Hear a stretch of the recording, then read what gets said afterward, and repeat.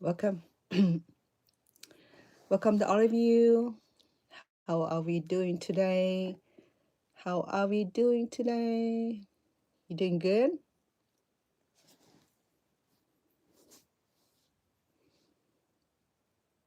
How are the things in your area, in your country, in your town, in your state?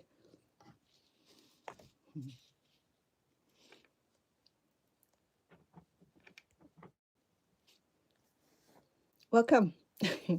I know today I didn't get chance to cook because I have a few things that I have to take care of today.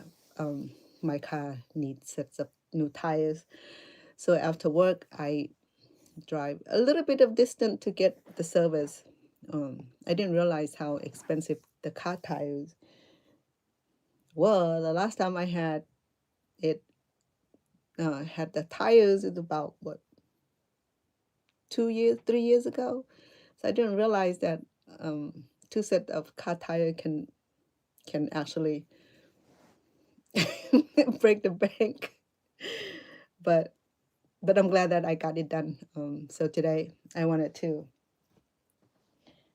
come back on here, touch bases with all you guys, because when I cook, I didn't get chance to like be talking like I typically want to do.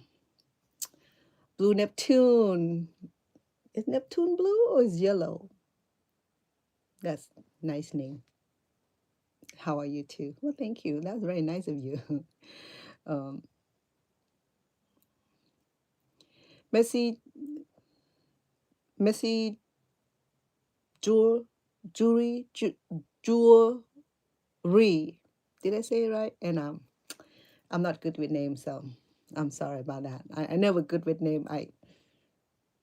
I'm good with Cambodian name. I'm good with Thai name, Laos, Vietnamese. But um, when it come to uh, what you call this name, profile name, it threw me off the balance. I need to go to college to learn how to read uh, the um, the account name because you guys are so creative. But anyway, welcome TikTok. Love and respect all of you. Welcome my YouTube fan and followers and my family, my friends and my supporter. How are we doing? I have a good day today at work with the baby, though though today she's a little um, off the balance, but I was able to get her a long nap and got me to do a few things. At the same token, I still struggling with house internet here, home internet here. My daughter's been switching from major carriers, and it's been 2 weeks now. They were saying that they really have issue with their what do you call it, the pole or their system is not our fault. So I I'm a little bit irritated with that. So I haven't been able to come on here as much.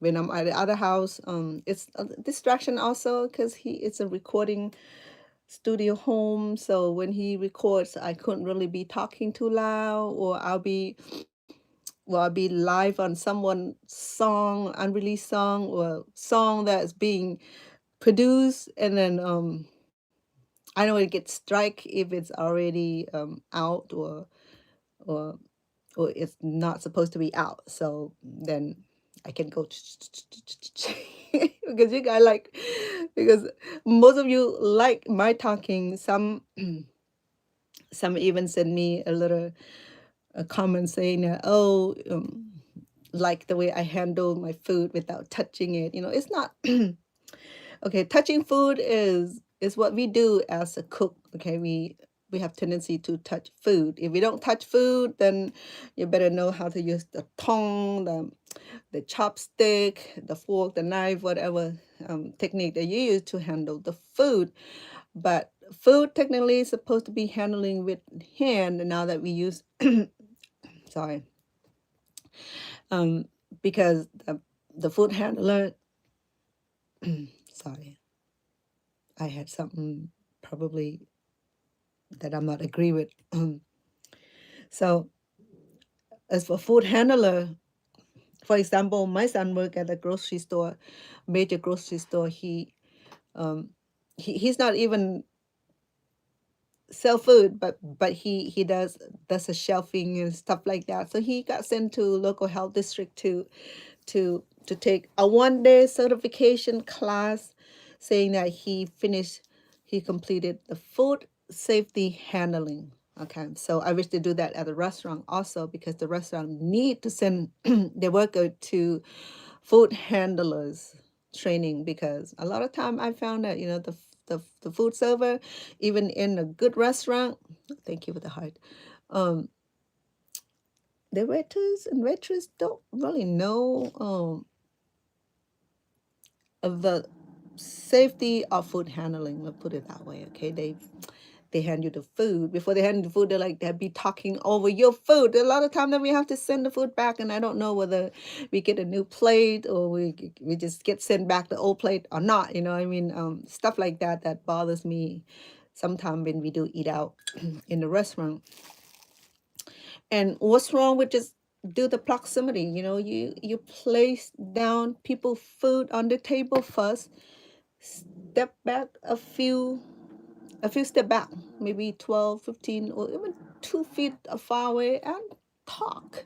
What's wrong with that? Where you want me to put your food at? Or they're like, they have to talk over your plate. I really don't like that, because I really don't want to like carry anybody germ home, on the plate, on the spoon, what have you. And then we have to worry about people pee and put feces in our food. I mean, I'm not trying to discourage anybody. It's just a lot of crazy stuff going on in the food restaurant serving business. I know it's not all over, but then still, it's still racism awareness, just to be mindful that how people treated us with so disrespect, even going to eat the restaurant and to find out that our food is being spoiled, being spit on, being ejaculated on, being pee on, or put feces on the food. That's unacceptable behavior. And I wish that the local health department would shut down any malpractice in the restaurant like that completely. I'm never gonna support any of those restaurant, to be honest. I don't even care if they do free food. That's why our family, we emphasize and value home cooked meals. Not only that, we control over the fat, over the carbs, over, and that we increase the vegetable, we increase the meat, whatever we like, we modify as the family need. Anyway, Messi Jewel, Missy Jure. Did I say it right? Like I said, I do apologize.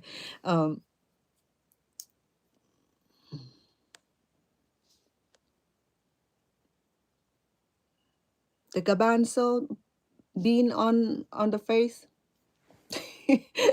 Really? Is that like facial treatment? I would love to try some of that. Does it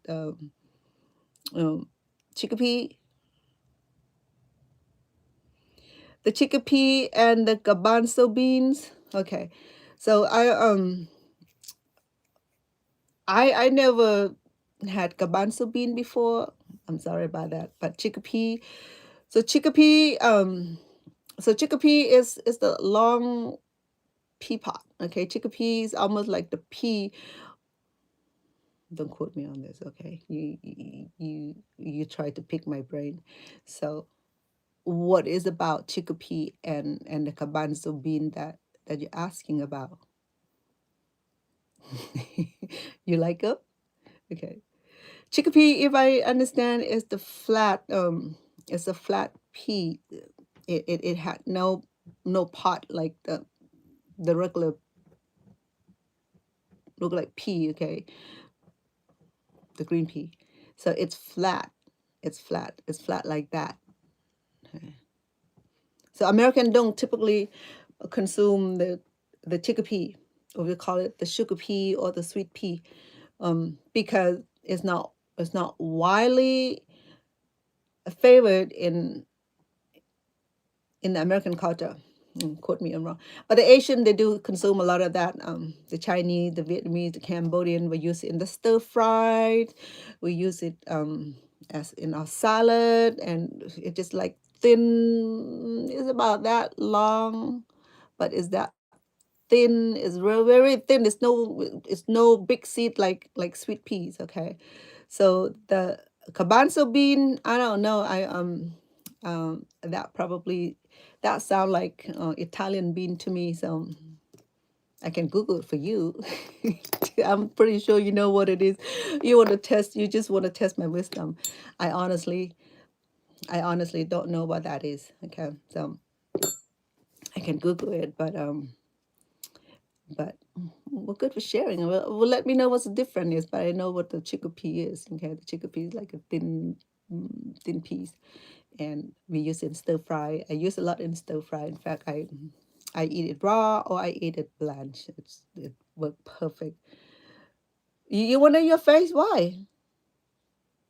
Was it a facial treatment? Hi, John. John Joseph. Hey, um, you do auto service?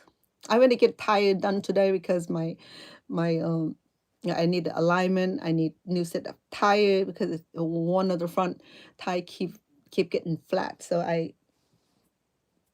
went to place some new tire today, so I have to drive like a long, and I end up on Charleston. This is in Las Vegas, so they like they will putting new sewage systems. So they've been working on it for over a year now. I'm not sure when they can get it done. So the street, like, they conjoin the street. So the traffic was like overwhelming. By the time I get there, it's about an hour later. I'm like 30, 25, 30-minute driving. You end up take 2 hours to get there, you know. So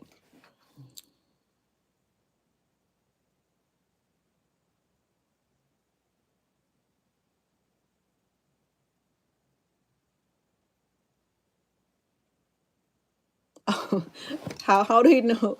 Well, I I park in the garage.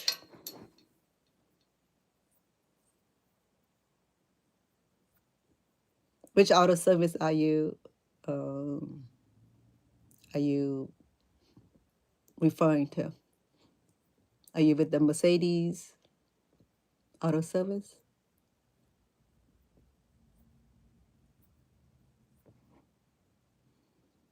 Why, when you know where I park my car, you're gonna jack it? Just kidding. Okay. I only I'm downside to one car only because the insurance was too much. I used to have Acura, the sedan, and that runs so well. And um, but at the end of that lifetime, I just need a lot of work here and then there. I think the mechanic, when they deal with women, they wanted to add prices on the top of maybe something minor, but then they want to get rip off a woman, so they would keep telling you, oh, you need this major, this $1,600, $2,000, $3,000. By the time you add up all that, you can get a new Bentley. So I'm like, okay, why don't I just get rid of this car then, so that you won't be telling me something's wrong with this, that, and this, and this, and then, that.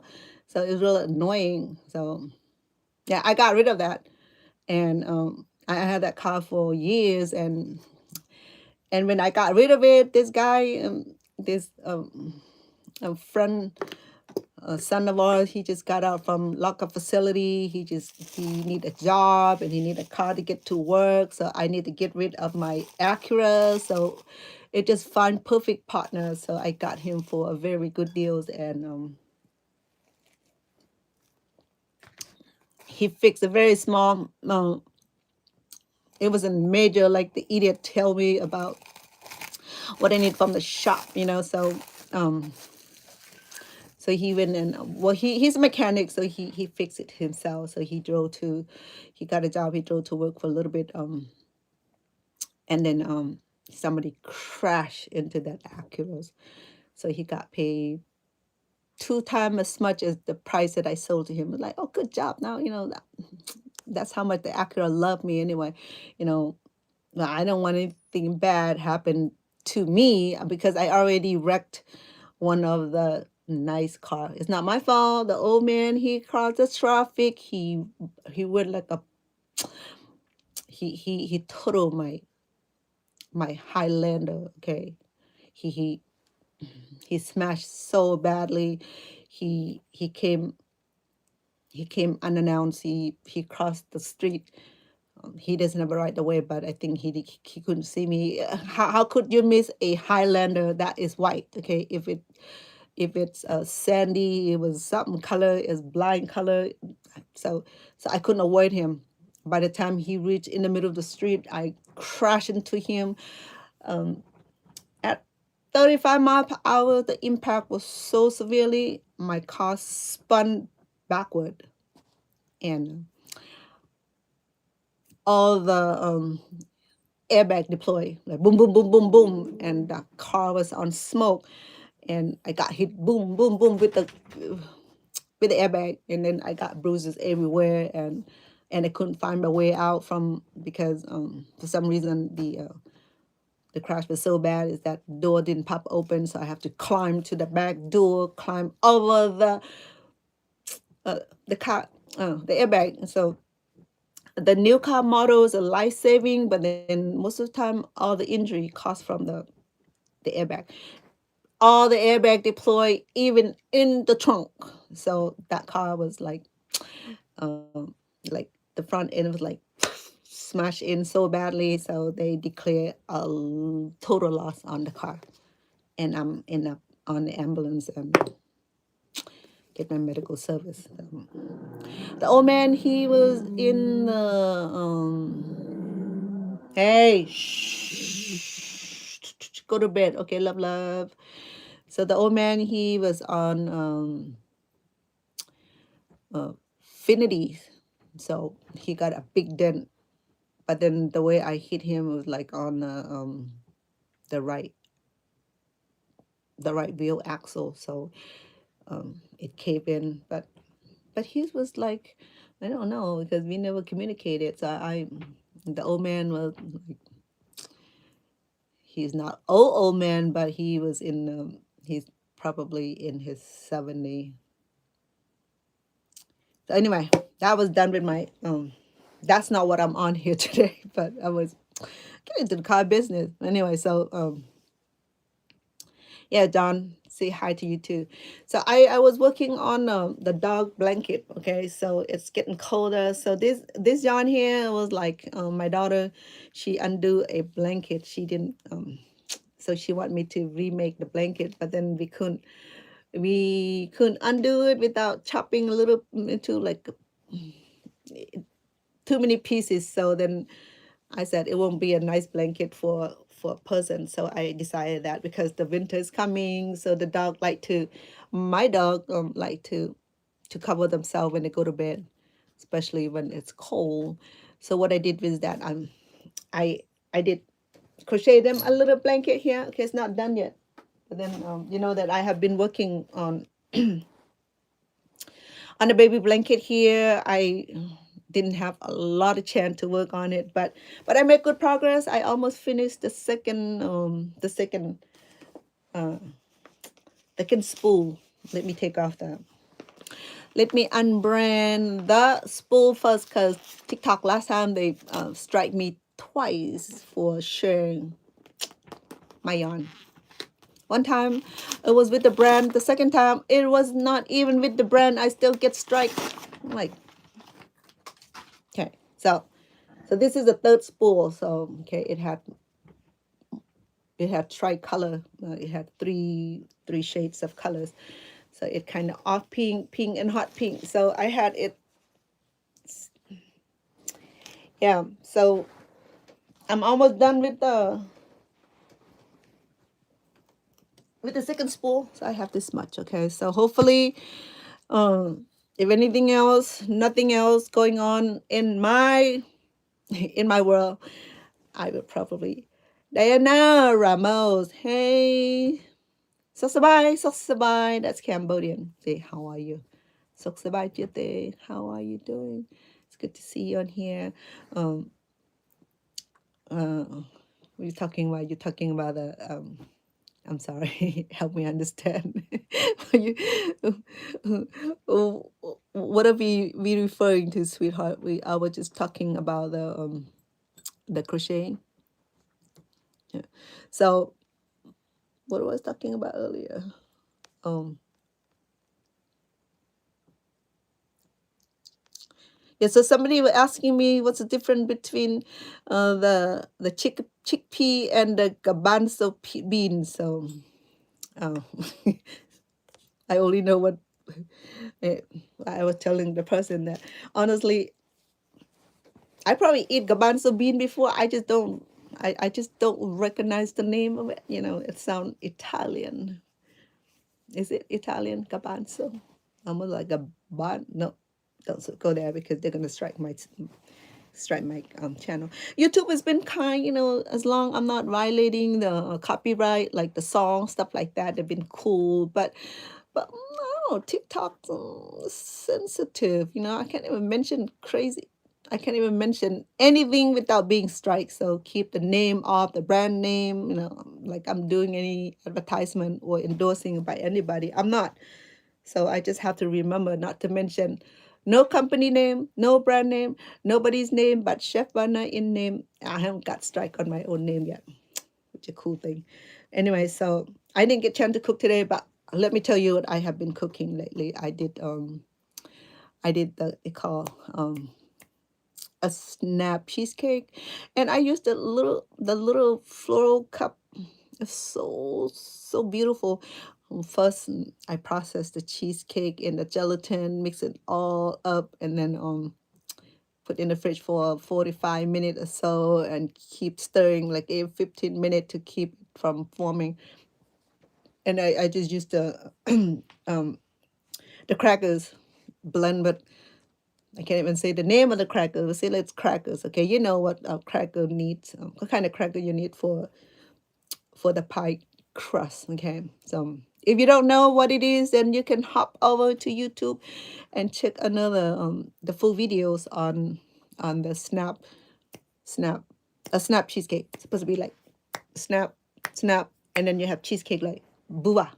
So it was so delicious. I had beautiful compliment from my sweetheart, and then another friend of mine, and I gave her like whole bunch of the little cup. She said, "Oh my goodness, what a restriction on." See, that's what TikTokers did. I, oh, okay, never mind. I can't mention name.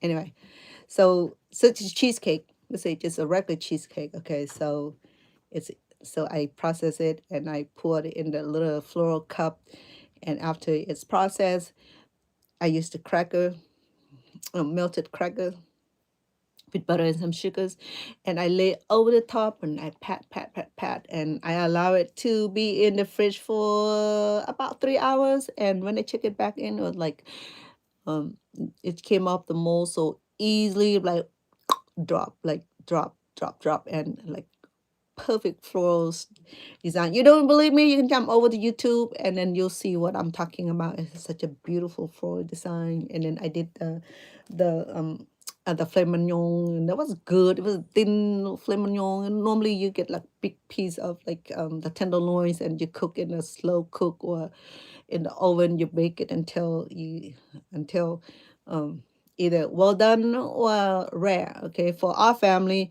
only a few that like rare beef. The rest is like it gotta be so dead, like to the point where it's like nothing, no flavor left. That's how cooked we require the beef to be cooked. Okay, there's another person in my family also that he gotta be cooked so badly is that the flavor just like depleted.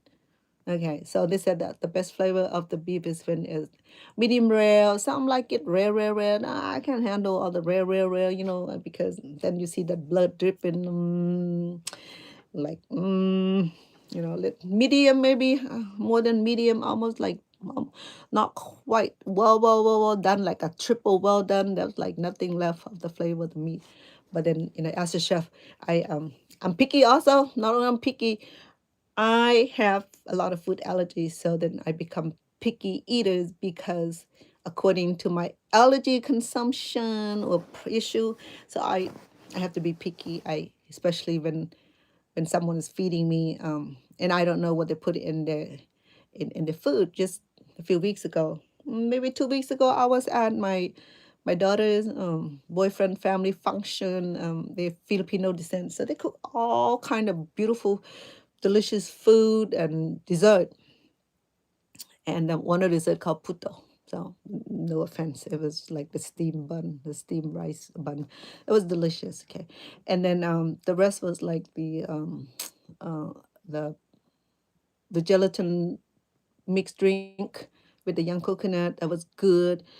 And then the ube dessert, that was good. And so I learned how to do that. So I'm definitely gonna try the ube cake. We're gonna do that soon. I wanted to get fresh yam to do that.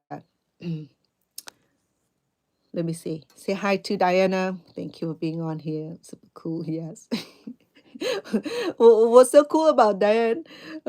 Talk to me. Are you still there? Anyway, well, it's so good to see you all. You welcome, welcome. Oh, you look at my TikTok people sending me all kind of heart, and I appreciate that. Look, by sometimes I'm so impressed. I have like 4, 5, 6,000 people streaming along. Most of them don't stay to chat. They say hi and bye, and they keep scrolling. They're scrolling for some gorgeous looking a husky guy or a beautiful woman. I don't know what they're looking for, but they don't find me in their interest, so they just that's okay. I mean, we all have different agenda. You're still there, so telling me what's so cool today, because I talk a few things and about a few things, so I didn't catch on. What were you impressed about that you thought it was cool? I have my milk. Um I'm lactose intolerant, so I'm training my system to to get used to drinking milk. I mean, it's oh, it's so cool that I knit. Okay, uh, minor correction. Okay, this is called crochet. All right, knit. You will need a two sharp needle. Let me show you what I'm talking about. Let me get the needle so you know the difference between the knitting and the crocheting.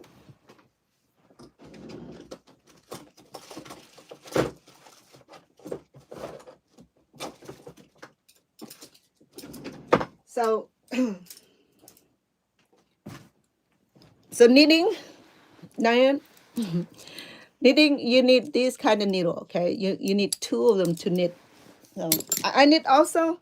Okay, it's just that I don't knit a whole. I don't knit a whole lot. So you need two of this.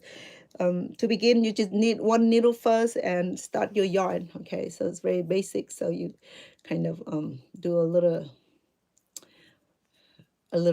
uh, knot here, and then you have to like uh de- not design how you place your finger where you can just place the yarn here.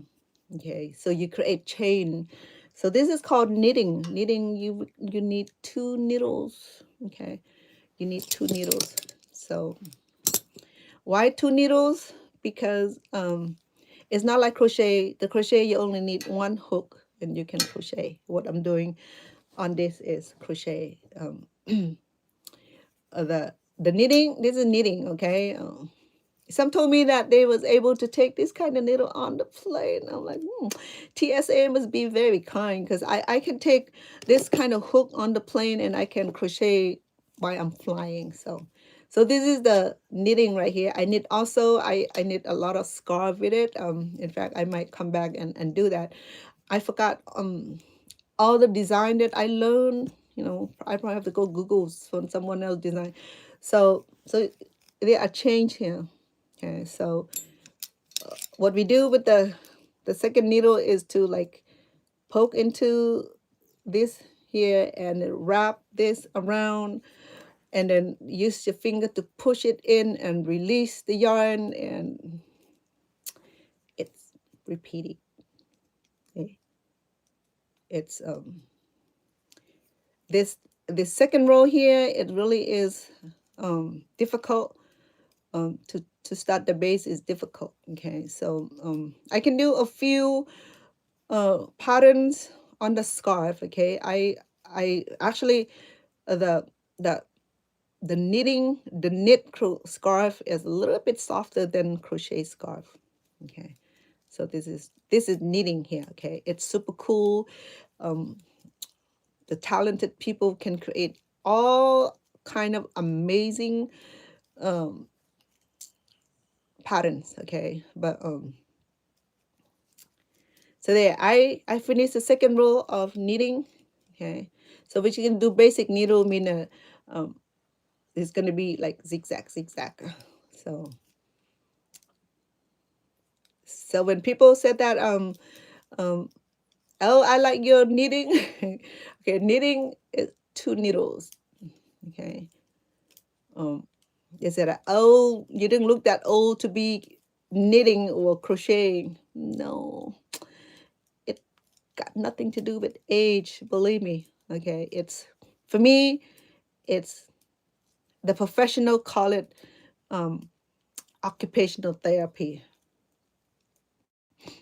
Why they add occupational in there and therapy? I haven't done research on that. I just know that when they said occupational therapy, meaning that it's supposed to relax our brain. Okay, so there you go. So it started to form. So there we go. So this is knitting, all right, my love. Okay. So you're still learning how to. Okay, so I mean, if you like, I can come on here and tutor you to do that. Okay, but you need needles. I mean, two needles. Okay, so they came in different size. I have a whole bunch of this, but I have to go through the garage to get it because I have not knit for so long. So I only have one needle on here, so I can't knit because I need two to do this. Okay, so yeah, knitting is cool. Okay, so we can do chain, we can do um, different design on it. I can't do a whole lot of design right now. I'm just do one um, one kind of design only here. So to um, so just kind of insert in between this needle here. Okay. And you're gonna have to use all your fingers, especially the pointy fingers, whatever finger that you comfortable use most to help push the yarn in. Okay, so people said, "Oh, how do you do that?" It takes a little practice, a little bit of learning, just like anything else that we have to learn. Okay, just like we're learning how to read and write. The same thing for knitting. So then here you see the pattern come out already. See that? Oh, it is a little zigzag here. Okay, so see that? Okay, so it's I know the light.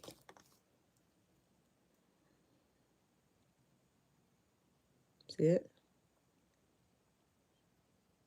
No. Anyway, so this is knitting. Okay, knitting require two of this sharp object here. To undo is easy. Once it came off the needle, that's it. You want to retract it, you're gonna have to like find the retractor, go back into this little zip where you where I left it. Okay, and I love small project with this. Probably make socks or booties, or perfect, and beanies also. Okay, it's nice for the beanie. I have done that in the past, but then I have not knit for a long time. Believe me or not, I almost forgot how. But so there, I put it back. Okay, so to undo it, just slip it off and la easy. Okay, for the crochet, I only need one hook. Okay, so as I crochet all my life, so I collect a whole bunch of needles, hook. Okay, so I'm not kidding. So you see that how much compassion. I I like this brand here. Okay, it has like a really flat thumb rest. It helps when you crochet all the time. Your thumb will get tired from pressuring on the metal. Okay, so these you can go online order. It used to be on like the art and craft store. For some reason, they took it off from the market. I'm glad I have just a few that I grabbed that I like. I also have a whole bunch here. Okay. So you see how serious with my crochet business is like. So I have so many needles. I have fine needles. I have big needles. This one right here I use for the dog blanket. So it was like size.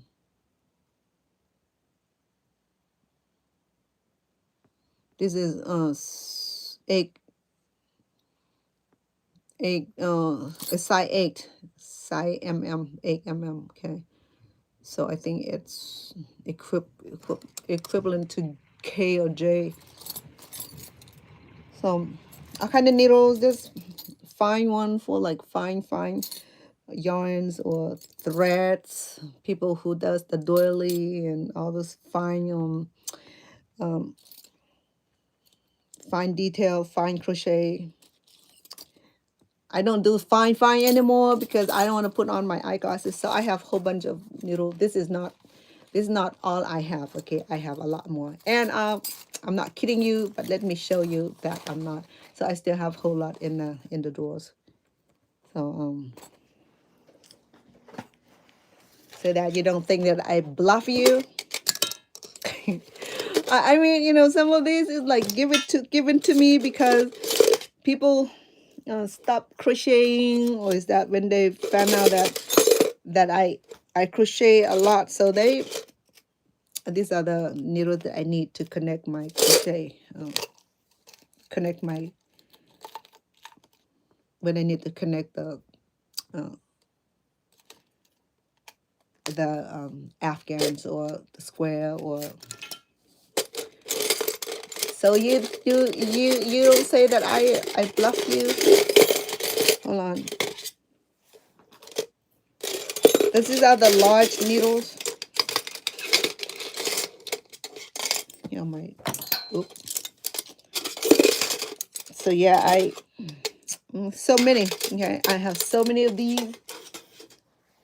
Right. But this is for like a bigger yarn, a bigger project. Okay, and that is 10 mm, equivalent to size N15.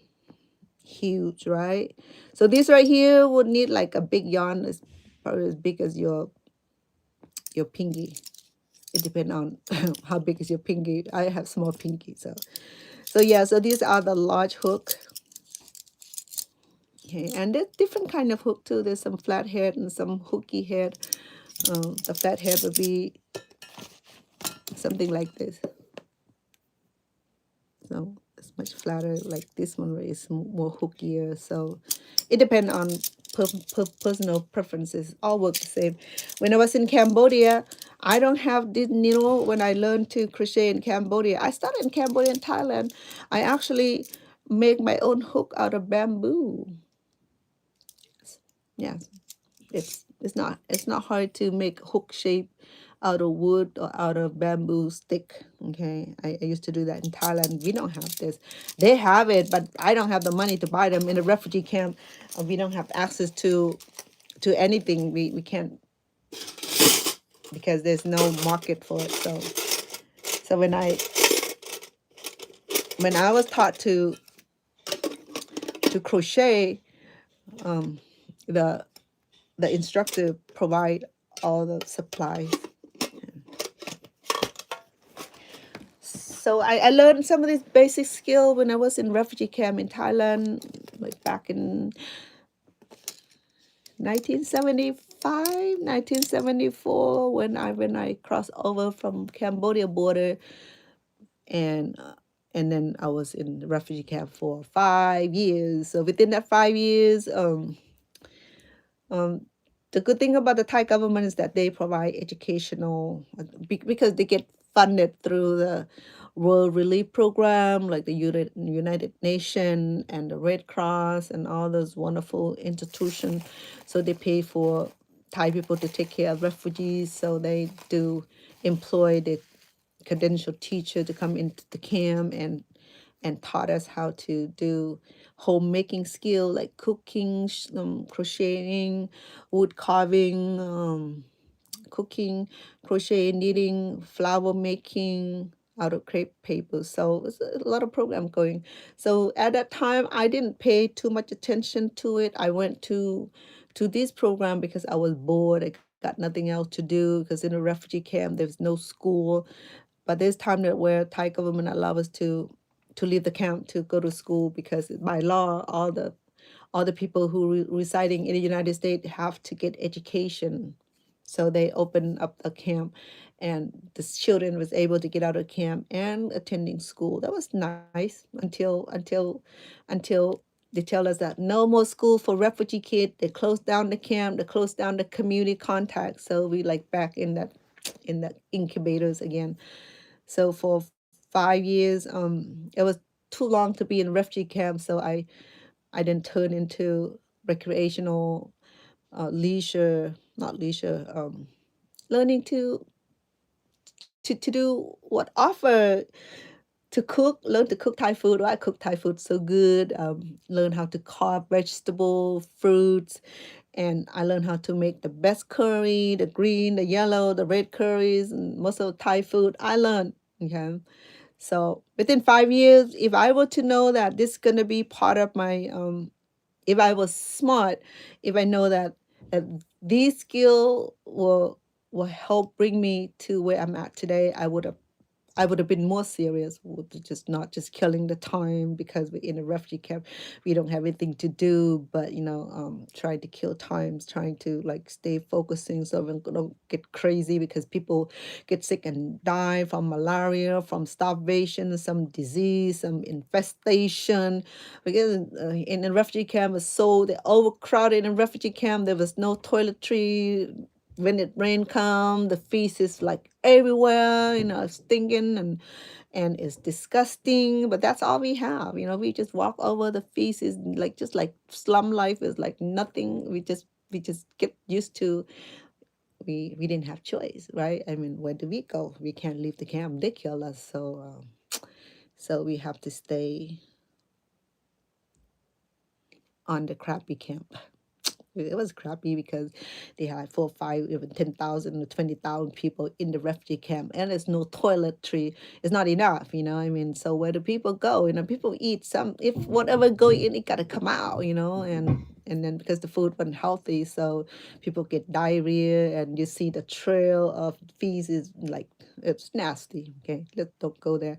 It bring me emotional. Baggage when I think about the camp life. But I'm grateful the fact that we're able to make it safely from Cambodia during the genocide, during the Khmer Rouge, and cross the border to Thailand. And at the time where the refugee camp was acceptable, later on it was too crowded, and Thai government started to send Cambodian back to the border and just like dripping them into the minefields and drop them off from the mountain. So there was a story of that. I'm not even kidding. I didn't want to go there, but um, that just because one refugee camp. Okay, there was a few refugee camp, not more than a few refugee camp. There's a lot of refugee camp in Thailand.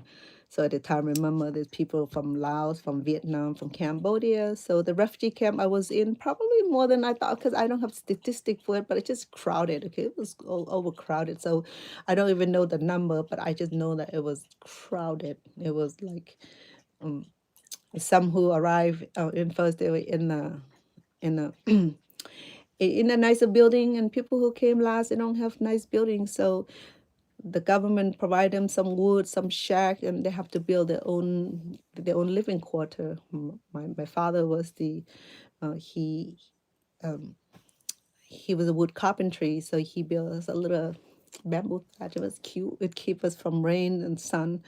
It was nothing fancy, it was just similar to our farmhouse. That so we live in that little shacky house for 5 years. There were 8 of us living in that small living quarter. It was like so we just laid next to each other like in a tuna, mm, like in the tuna can, where everybody lay next to each other in one room. No, there's no privacy. It was like horrible. So yeah, so people say, "Oh, they don't know about camp life. Camp life is, a camp, refugee camp, and the work camp is not the same. Okay, work camp is known a group of people who were forced to into labor work camp. So they work day and night, building canal and growing rice under the communist, un, under the Khmer rule uh, regiment. They forced everybody to work for what almost 5 years, and over 2 million people die from starvation, from infestations, and from killing, from tortures, from ethnic cleansing, from genocide, and the whole bit. I mean, for that many years, people died like drop dead like leaves. But my family got lucky. We left early, and we crossed over to Thailand border to be with the family, because we are Thai descent, so we have family in all over in Thailand. But one thing I know about my Thai family, my Thai side of family, was that they were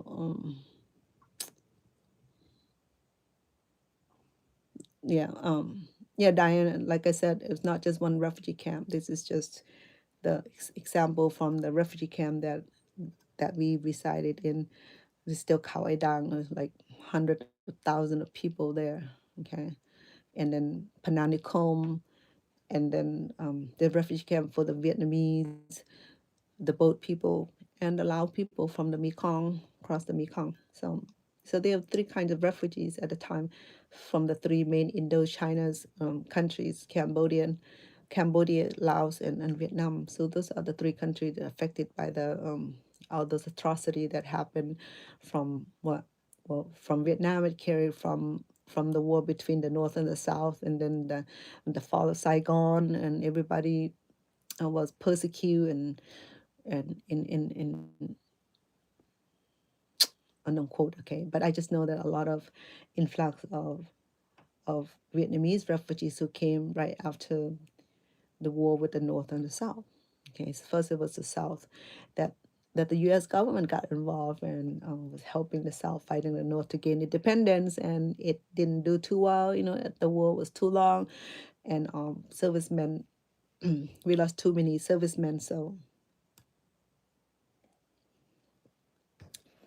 we just retrieve and come home.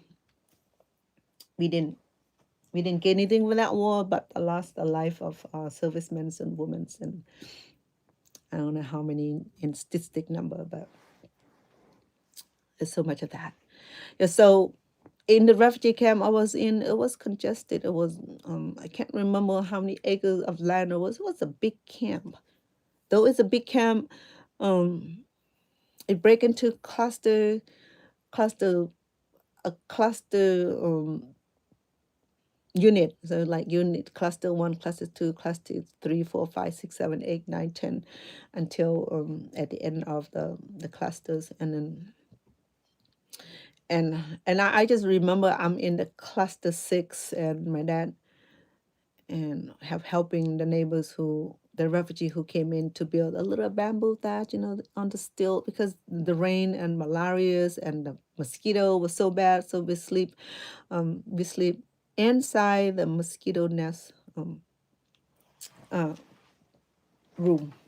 So like I said, there's only one room in that um, bamboo thatch, so there was no privacy. And I remember sharing the sleeping quarter with my brother and sisters, and we just do whatever we need to do to survive. And when we got out of there, we were accepted in U.S., so we came in 1980. So I have been in U.S. since then. So since I came since arrived in America in 1980, I was already 17 years old. I didn't speak the language, so because I was still 17 years old when I came. So my sponsor was my my former uncle, who was married to my aunt, and my aunt was killed, and all his family members were killed. Save for him, he was injured and he survived. So he came to U.S. The U.S. brought him to America early because he had sustainable injury. He had 6 shrapnel that the Camaro shot him, but he survived with 6 bullets. This one bullet that was like land in a certain area where they cannot remove it, so he still have the bullet that they kept it inside that part of the body. I don't know which part, I forgot. First they said that the Thai hospital cannot remove the bullet from that a major organ, so they shift him to U.S. in like a medical emergency. So he came in 1975 or 76. I think he came just even before us.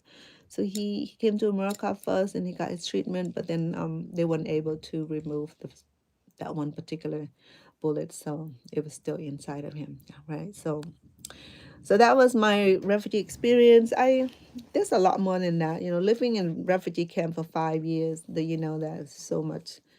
It is so much.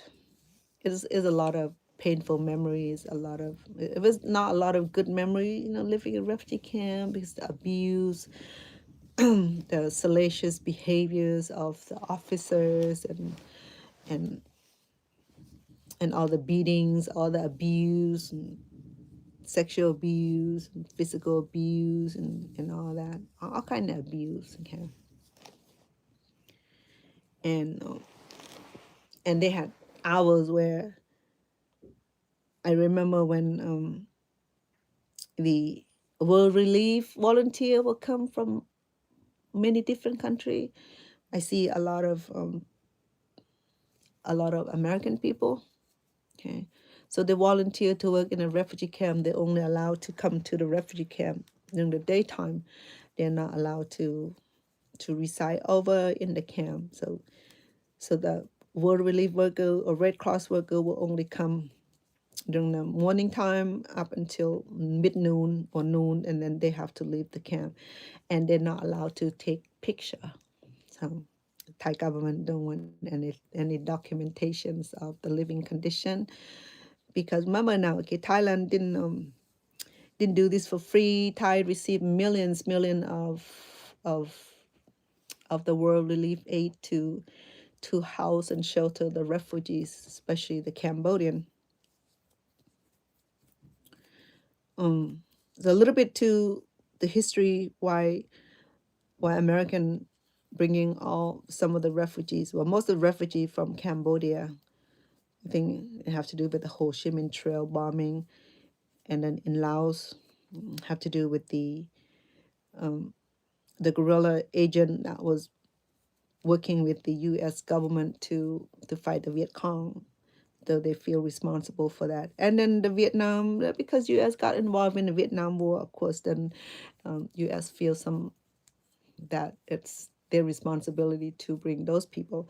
So then now U.S. government and the whole world who partaking into offer the asylum for the refugee from Cambodia, from Laos, from Vietnam at the time. So from Laos, for example, the ethnic of Mien, the Hmong, other tribal people, and the Mien, the Hmong, the Lao Luo, Lao Thơ. So there's so many subgroup in Laos. They all speaking different dialect. Yeah. 1975, when the Khmer Rouge taken over Cambodia, and where the whole civilization um, had had turned to ugliness, where it's complete control of an idiot who turned the whole civilization into agrarian societies, meaning that everybody have to farm for living. Um, Not farm for living, farm for the Angka, meaning that the Angka is the organizations. The organization leader is the heartless Taiwanese named Pol Pot, and he has a lot of his accomplishers and his men that work under him, and he recruit all the villagers, the farmers, to bear arms and kill their own people. Apparently, that's what went on. So my family, we went across the border. We escaped early. Actually, we got lucky. We got out of there before the fall of Phnom Penh, where where the Khmer Rouge coming into the city and taking everybody into captivities and driven into the fields. And since then, people weren't able to return home or be connected with anybody. Everybody's stripped down to one rank, which is the farmers, okay, the agrarian, the food growers. So if you if you're doctors and they find out the history of your previous existence, uh, your former association, former insignia, your former, if you're a former teacher, lawyer, monk, or rank officer, or even soldiers, they were getting rid of you. They kill, I mean, not you. They, they will kill them. So people trying to hide identities, and then of course, then you have people who came from the same village, who came from the same city, who, that's my dog snoring. Toto, Toto, hello. We can hear you snoring. It was happy sleep. But anyway, I I never really openly talk about the Khmer Rouge because uh, yeah, it's it's about 50 years. Yeah. So when I came to Thailand, I was about 10, 11. So I've been in US for 45 years. I've been in Thailand for 5 years, so that's 50 years, 60 years, 62 years now. So I've been in US for 45 years, going on 46 years in August. Been in Thailand 5 years, in Cambodia 11 years. So that a lot of years of my life, a lot of transition, a lot of moving from one country to the next. So this is the U.S. has been my home since 1980. Okay? I became American citizen since when? A long time ago. I don't remember, perhaps 1985. When in 1985, the application for citizenship was only $90. No, $45. Then 45 or $90. Then it was pretty affordable, but $45 then was like a lot, because I remember the price of the gas is only like quarter, and then the chicken is only about $1.25, and a gallon of milk is like 99 cents. Even 45 cents. Um, Now look at the price of gas. In California, it's even a dollar more than Nevada. Mm. But then East Coast, their gas price is about a dollar lower than, with $2 lower than California. So I don't understand the impact of why one state is more than others. Maybe the taxations or economic reason. I'm not sure, but it's just a bit different. Um, so that's my refugee experience. With that experience, I lost a lot of family members on my mom's side, the most. On my dad's side, they were smart, so they escaped early and they returned back to their home country. Well, actually, um, to Thailand. My great grandparents were from Thailand, and we reflect back and go back to when the Cambodian history, part of the regions that was that gained by Thai and now known as Thailand, and majority of those people are the Khmer people, and basically my family were from Thailand technically. So if we go back in the history, then they were probably the Khmer people that was taken to captivities, or Khmer people did not, that were that that decided to live on the land that was taken over by Thai. So if you go back and learn about Cambodian history, it used to be like one big kingdom where it stretched throughout the Thailand region. But then oh, when the Chinese people who migrated into Thailand and learn about the countries, and there were influx of immigration at the time. I think the land was free at the time. There was no restrictions as far as the immigrations control was concerned. People were free to roam to wherever, what country they want to be. I just learned also that part of Laos, especially along adjacent to the Vietnam borders, they all speak Vietnamese also. And them too, the Lao people too, fought with Thailand many centuries ago. And I think Thailand won the war and take part of the Laos land now, which is border the Mekong. I think the two countries border along the Mekong River. So I don't study much Laos history, though I speak the language. I learn the language.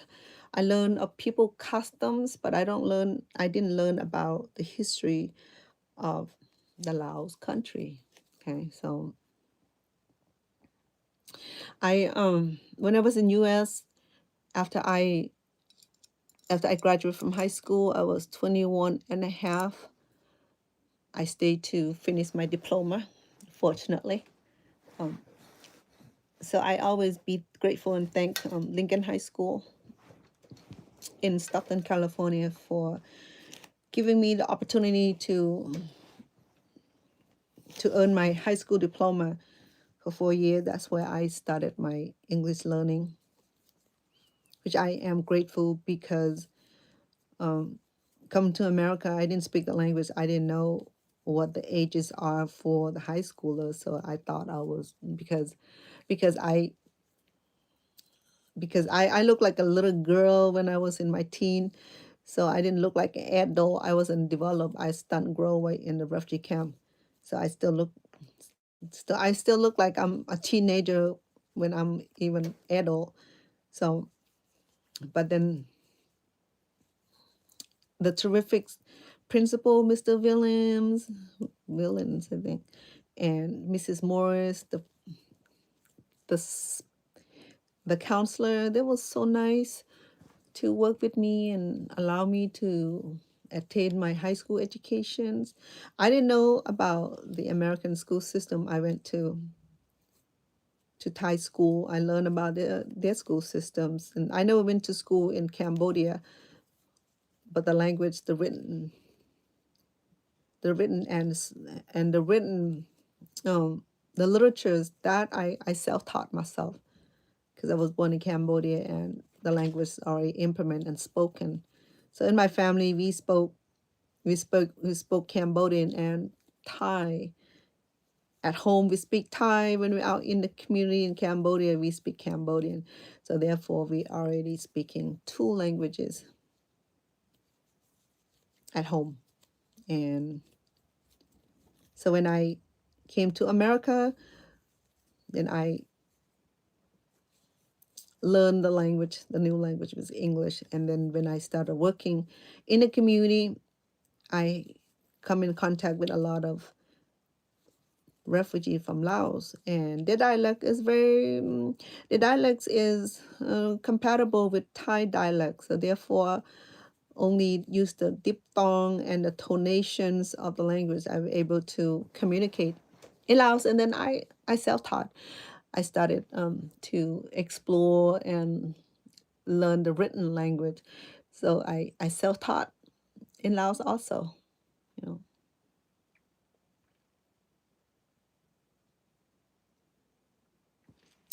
thank you. I appreciate that. It's I appreciate the fact that I didn't know.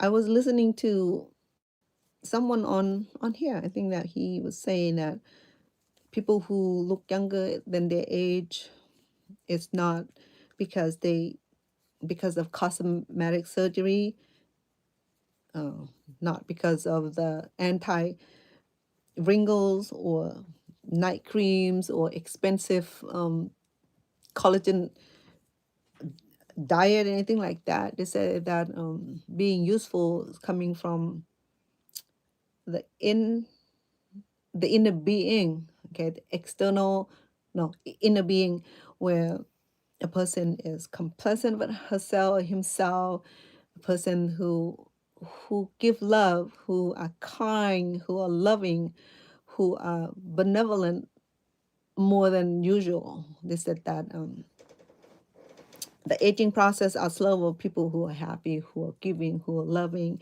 who are generous.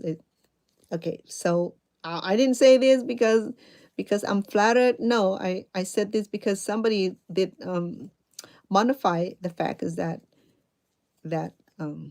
people who age slowly or age gracefully, it's not because they have cosmetic surgery. That too, I saw people who had the cosmetic surgery where, they started pulling this part where the eye now lift this way, like you have this look now, I mean, because you have to tuck in all the skin and they sew it back here, the stitch back here, I mean, they did all kind of crazy stuff, and then you turn in like a 60 years old into looking like 25, but then um but then you have to deal with the stitches where they like pull and sew it in, you know um but whatever make a person happy, I'm not criticizing at all. I'm just saying, there's alternative way people to alternate the aging process. Okay, so people, some of my friends who rush into buying all kind of collagen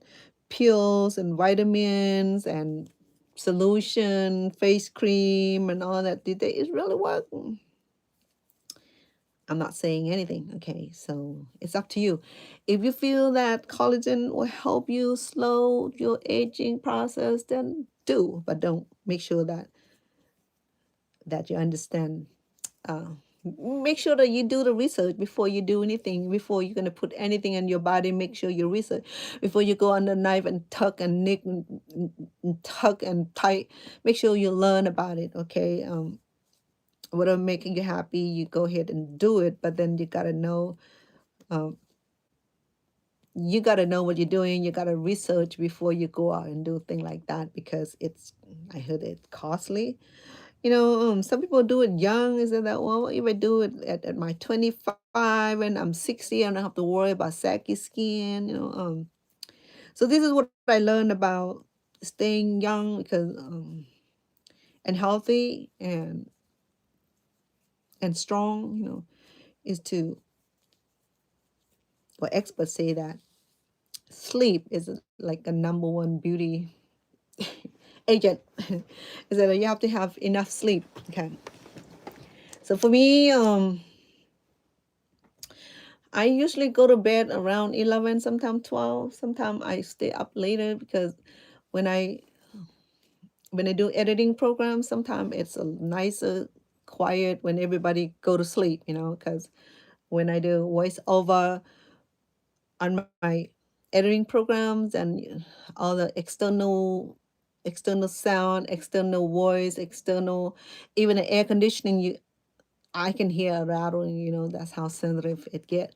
So I always sometimes stay later to work. And then I learned is that when I stay later to work, then I get extremely tired, and I start to have this little headache, and a little confusion going on.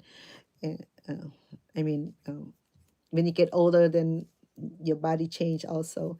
But then to stay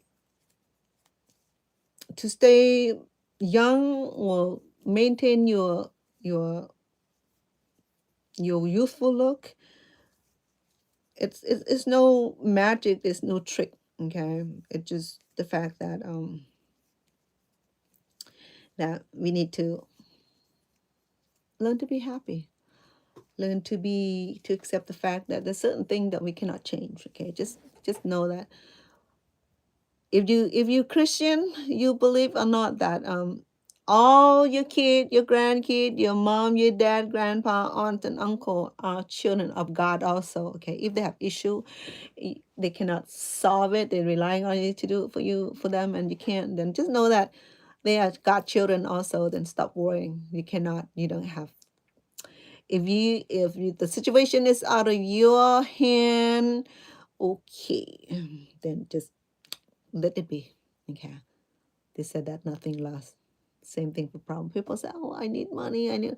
We all need money, okay? But don't let the money control your life, okay? Just if you have enough, then be happy what you have. Don't try to. If you have 10,000, you want 100,000. So this is what I say to a lot of people, okay, who think that money would bring happiness.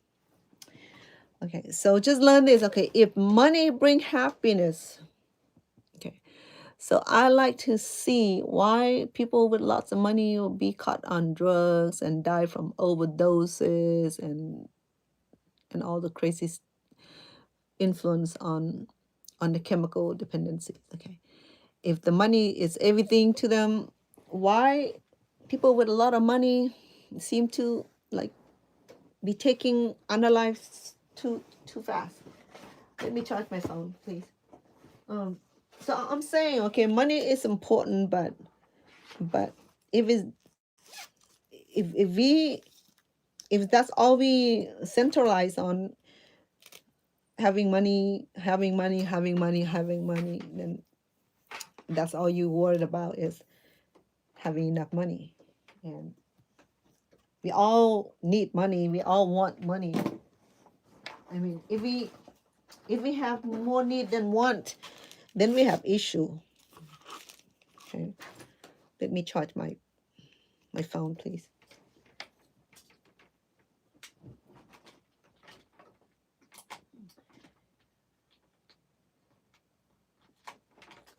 Because the need and wants are totally different things. Okay. So the thing that we want is something that it's not bare necessity. Okay, it'd be like you want a nice car, you want a nice home, you want a nice job. Well, you need a good job. You want nice shoe, nice jewelry, nice makeup, uh, nice clothes, nice home, nice yacht, nice trips. Okay, those are something that we want. Some that we need would be like the stability of family life, good health, nice job, a good home to raise family, a reliable car that we need for transportation. We need food, water, air, oxygens, medical, um, the medical schoolings. What else? All the bare necessary, okay, to sustain life, okay, and money, of course. Without money, we won't be able to function in our society. We're not living in like a stone age where reciprocity community where we exchange food for food, uh, cow for cow, milk for milk, grain per grain. You know, in the day in the village where I growing up, we where the barter communities or even reciprocity communities. Reciprocity mean a fancy word for like we giving back. If our neighbor have honey and we have grains here, we give them a kilo of grains and they will give us a bowl of honey in return. So that's what's called reciprocity, is that we give something back in returns. Okay. So the barter is where we have to buy certain items, sometimes for cheaper. We share also, like the fishermen will share fish with the farmers, and the farmer would give grain to exchange for fish. I remember we used to do that. I remember when my grandpa has yams, has chili peppers, and had fish, and that he would go to the neighbors and give some fish to the neighbor, give some chili peppers to the neighbor, or grain to the neighbors, and the neighbor would give us like jackfruits, give us duck, give us eggs, give us the fruits. Whatever they have, they will give it back. That's called reciprocity, that we share the thing that we have. Here, people are too monopolizing, they're too centralizing. We don't see that communities are important anymore. Everything have to be bought and bought and sold.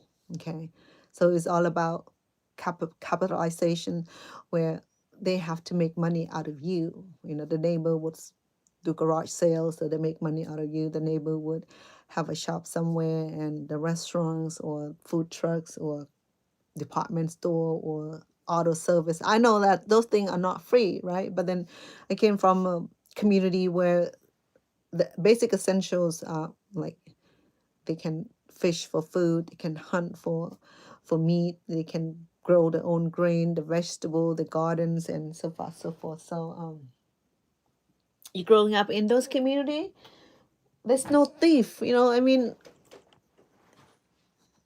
um, it's no thief because if thief needs something, it's just like, hey, you know, I can I have a bowl of rice, and I said, here, not just bowl of rice. Here, take some fish, take some salt, take some dry meat. You know, and then when the same person have enough, he said, here, I'll give you back what you gave me the other day. So, you know, I mean, that's called reciprocity. It's the kindness that people give to each other for exchange of something without paying the money for.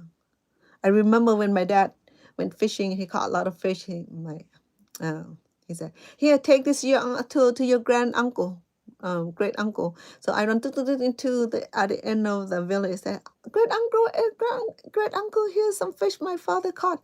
And said, oh, thank you. We're gonna make soup out of this. We're gonna cook. We'll make meal out of this. But wait. Here. Take some banana back to your dad. Okay, here. So I have to run back with a whole bunch of bananas, or guava, or mangoes, or some kind of fruits. It never was something that we have to pay for. You know, once taking something to somebody is always a return of something.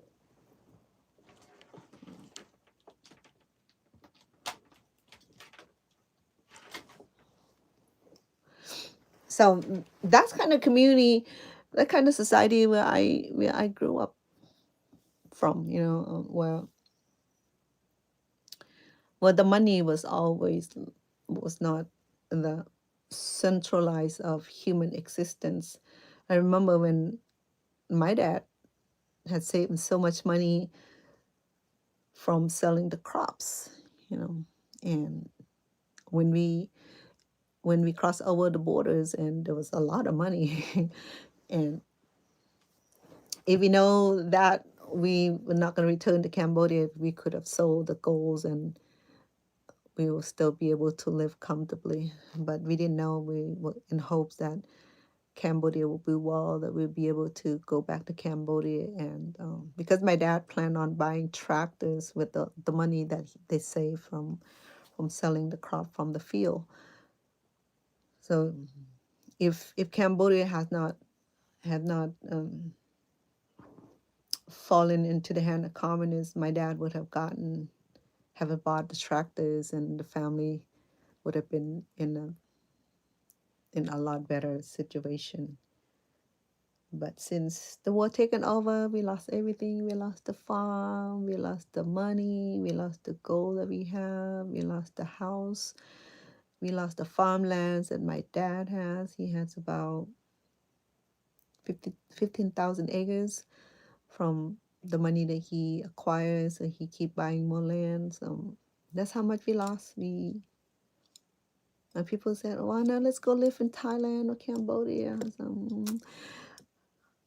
probably in Thailand before when before all this going on. Now that I know how things are in Thailand, no, I have thought about living in Cambodia. During retirement, I have a lot of family in Cambodia, a lot of family in Thailand also. So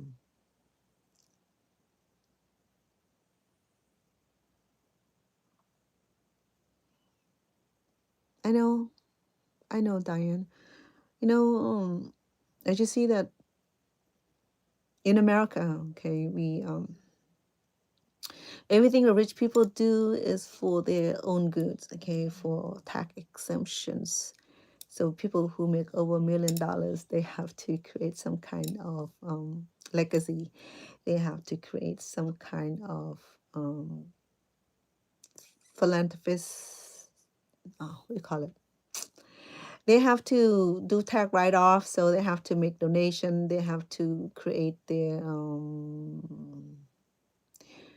they have to give the money to 501(c)(3), like community-based organizations, or they have to donate to good cause. They have to uh, donate to good cause. Okay, so otherwise they'd be paying a lot of taxes by claiming that they donate to good cause and create their um, philanthropy organizations, or what do you call it, agency, to minimize the taxation. So uh, if it's not, because rich people get taxed over again. I know that because my daughter barely make over minimum wage without children to claim or without exemptions. And yeah, she said, "Oh, I pay back, mom. I didn't make enough to start." I said, "Well, that's the American tax system. You know, if you make too little, then they said that you not working hard. But when you work hard enough to earn a little bit more, then the government keep taking." And so that's the way the system work. So I said, "Oh, is that's why you have a lot of kids, mom, so you can write off with it?" Well, no, it wasn't for the tax purposes. Okay, because I like to have big family, because I big family is everything to me, because I lost so many family members. I'm not trying to replace my family members, but I just love the idea of have big families. So I create my own family, and I end up with 6 children. So it was a lot of hardship, um, raising 6 children. Most of the time, it was single parents with 2 jobs, so it was like it was a lot. Um, let's see.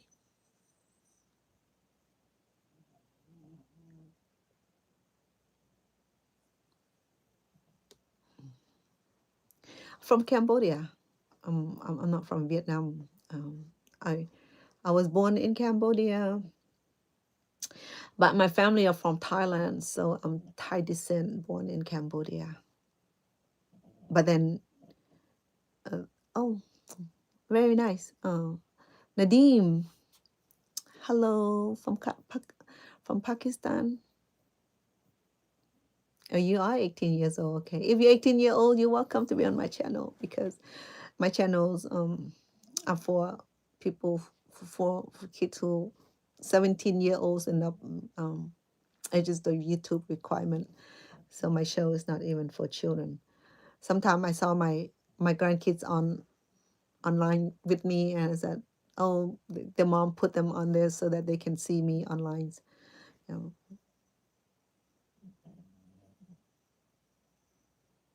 Oh, you by yourself, no children. You know, they were saying that people who live by themselves, they are the people who had a lot of confidence, people who no longer give crap about anybody. Okay, you just love being by yourself. You just love having that celibate life. You know, you don't need relationship to live. You don't need kid to live. You know, you fine with that. You know, my son who's 21 years old, he's not married, and my oldest son, he's 29, 28. No, hold on. He can't be. He is over 30 now. Shoot, he better not listening because he'd be mad at me. He born in 19. So he's 20. My young son, he just turned 25. So 7 year older, 25, 26, 27, 28, 29, 30, 31. He's 32. Okay, so he's 32. So he's single. So what happened to my 32-year-old son is that so he's a businessman. He ran a um, employment agency. So he's a business owner. He co-owned with his sister and his father. So he hasn't been in a relationship for a long time. So his father decided to take him to Vietnam and to find life. No, actually, he was talking to his friends, and uh, their daughter, the potential bride, was in a medical school. So she's in a medical school to become a doctor. So his dad said, "Hey, I found you a suitable hand of a beautiful maiden from Cambo no from Vietnam." His dad is from Vietnam. He's those minority group of Cambodia who live in Vietnam, South Vietnam. So I'm gonna take you to Vietnam this summer to marry you off to a fine, fine hand.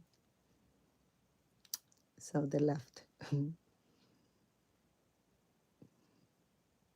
Nice to meet you too, Nadim. How is thing going in Pakistan? Everything okay? I know a lot of crazy thing going on there. Same thing in my country, in Thailand border and Cambodian border. There's no peace there. Okay, so I know that in Pakistan it's always some sort of turmoil is going on, right?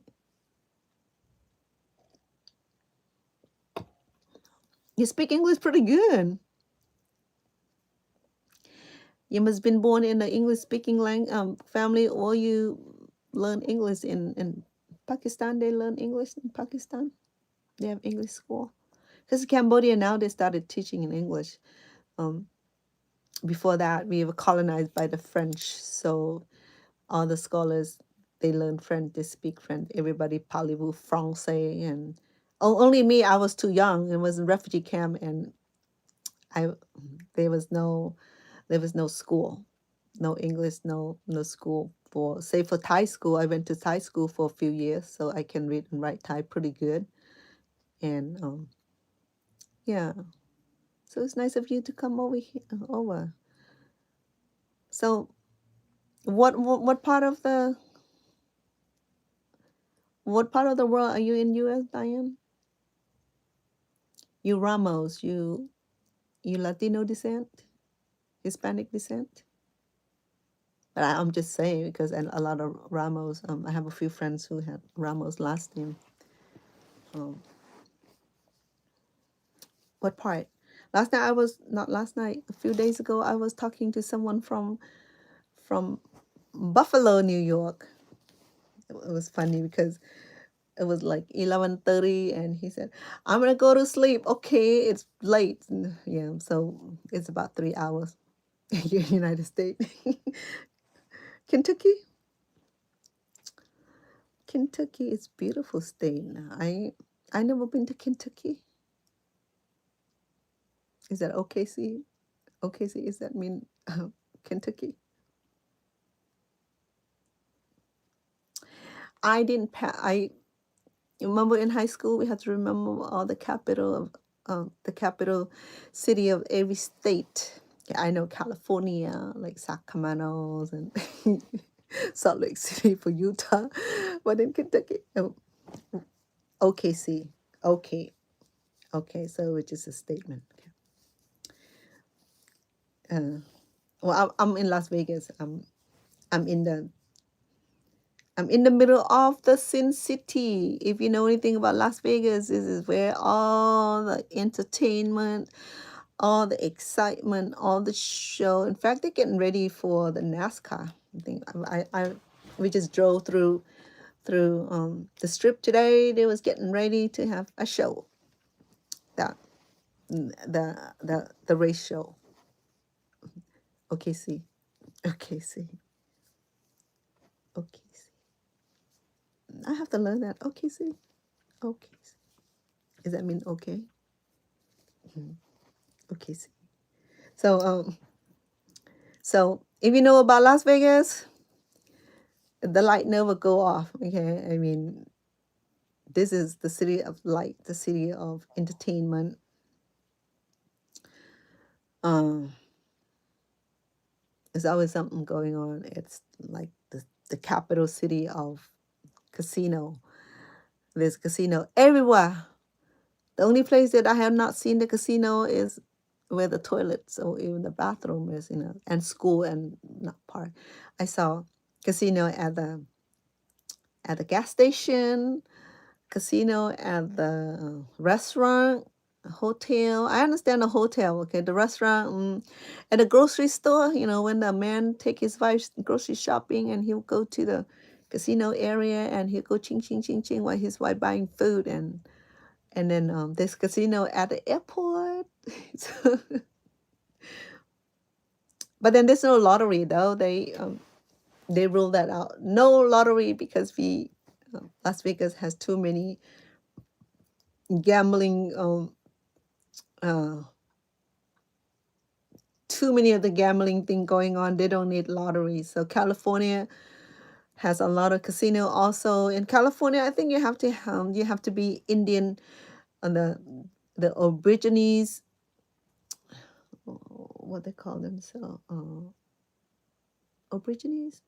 There's another word they call the Indian, um, the Indians. In order to run a casino, open casino, individual have to be the Indian or the Aborigines descent. Okay, if you only have like 1% of Cherokee, you can probably have casino. Well, thank you for the heart, Nadine. Uh, why are you taking off your message? Not meant for me. Anyway, so people ask me, oh, this is what I get from my family, my friend, acquaintance who want to visit Las Vegas. They said, "Hey, Vanna, I'll be in Las Vegas this weekend. Can you give us a good deal on the hotel, on the show, on the concert, all the games?" I'm like,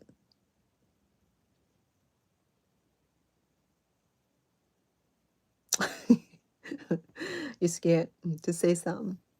As long as nice thing, okay. So why would people think that I have access to discount on the hotel, on the leash, on everything because I live in Las Vegas? I don't. I don't own any part of the casino hotel. I don't I don't own any part of the casino, of the hotel, of the games. I don't own any part. So I don't have access to have 10% off, 15% off, or anything like that. I don't. So I wish that people who want to come to Las Vegas would just come prepared with, bag of money, Ubers. They said, "Oh, can you pick us up from the airport? Can you take us to a hotel? Can you drive us around?" I'm like, I don't have a life. Yeah, I do. I have a regular job and I have to eat and sleep too. If my friend or my family, I don't have issue with my family. I will go to Great Lake to pick up my family. But then for some good friends or acquaintance, they want to come over and I don't mind pick your guy up or take your guy to the hotel, once in a while, but then if I have to do that every week, what kind of life is that? You become taxi driver. So that's what happened. Now I'll change my status to living in Cambodia. So that way no one asks me, can you pick us up from the airport and drop us off at the hotel? Oh, do you have any kind of discount for the ticket office, for game ticket or any kind of ticket? I said, I don't have timeshare with neither of the location. So I don't have discount. And I didn't earn credit, I didn't earn point.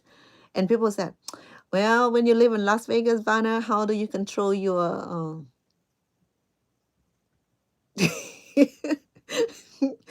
uh, it would be great, I mean, even as native here, I don't get discount. Maybe at the parking. At the parking, I have to show driver license, a form of ID that I'm a resident in Vegas. Okay. In some area only, not in all parking, hotel parking.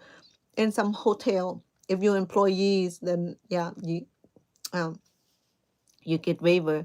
But people said, yeah, can we park at your house? You're welcome to park at my house. I don't live across the street from the casino hotel, and then we still have to drive you to the hotel. Some said, okay, we get Uber, we get we rental. Okay, fine. Do what you need to do. Come enjoy yourself. If you are not prepared to come to Las Vegas, you have to uh, stay with your friend. You're afraid to get a room because no room available or the room is too expensive. Then this is what I recommended. Okay, if you cannot afford to leave the house, stay home. I just I'm just being frank because yeah, people assume that I have discount for everything living here. If you live in California, would I get discount? I get a penny of discount if I live in Orange County. If I live in like Sonoma County, if I live in the Sonoma County where they have all kind of wine tasting, do I get free sample? Maybe. Or do I get a bottle of complimentary Sauvignon? No, red wine, whatever it is. Do I? If I drink, but I don't, so it don't matter.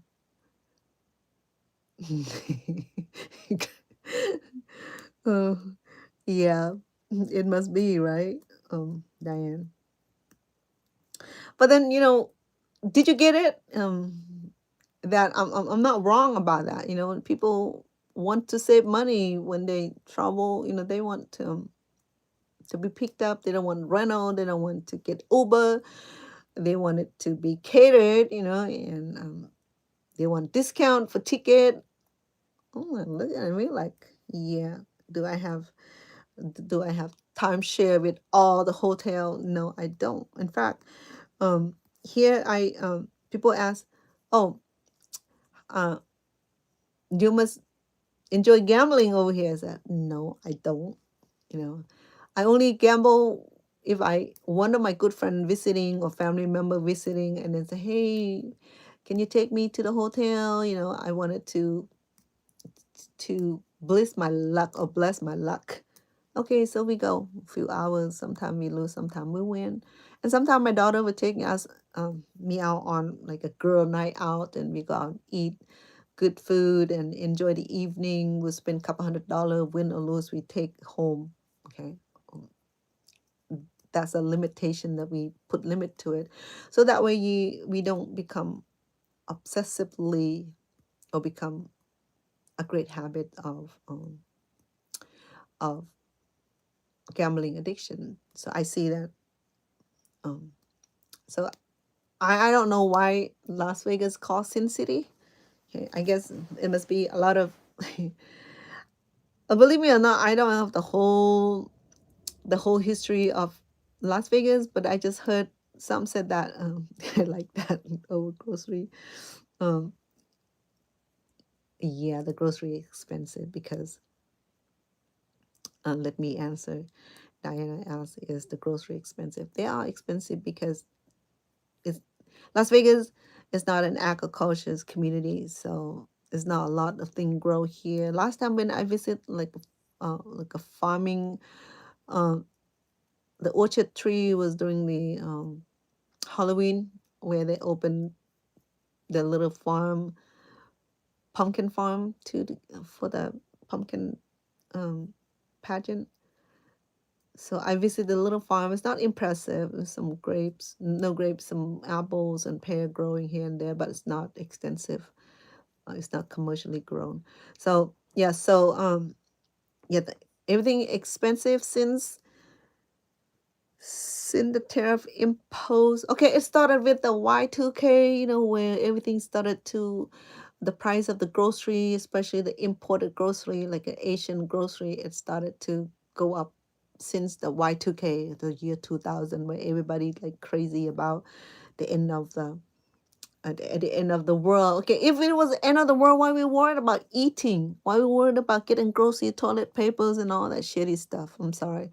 If the world gonna end, if we live to eat the food that we're trying to go out and gather it, yeah, this makes sense. So it is expensive because everything here it have to be imported. Okay, we I don't know where the grocery store bought the product from, probably from California, from Mexico, Hawaii, or even uh, hopefully it's not imported from another side of the world. Okay, probably does. So everything is expensive, especially the Asian grocery is extremely high. So it started with the Y2K when the groceries started to escalate in price gouging, and then with the virus, with the swine bird, and with the flu, with the what else? The swine with the pig. Um, so every year, like every other year, is always some kind of calamity, some kind of atrocity, some kind of mishap that would bump the price of our living cost to go higher, the price of the groceries to go higher. It's always something. It never like stay equilibrium. It's never stay the same where, the next 5 years everything's still the same. The price of the gas went up, the price of gold, silvers, and everything went up. The grocery, the rent, um the real estate go up, everything like boom, boom, boom, right? So then start with the Y2K, and then we have like a really after Y2K we had the dip down of the economy plunging. So people who buy 4 or 5 houses no longer afford to pay for their mortgage or their rent, so they're losing a lot of they start losing a lot of houses. So the housing market crashed. I can't remember what year was that. Following the Y2K, I don't think a year two. And then we deal with the 7-Eleven in 2011, I think it was. Is it? Quote me if I'm wrong. Okay. So it started there. So every time there is national crisis or national catastrophe, then we pay for it. We double the price. So then we have the the virus, the COVID. Yeah, 2011 when we had issue with the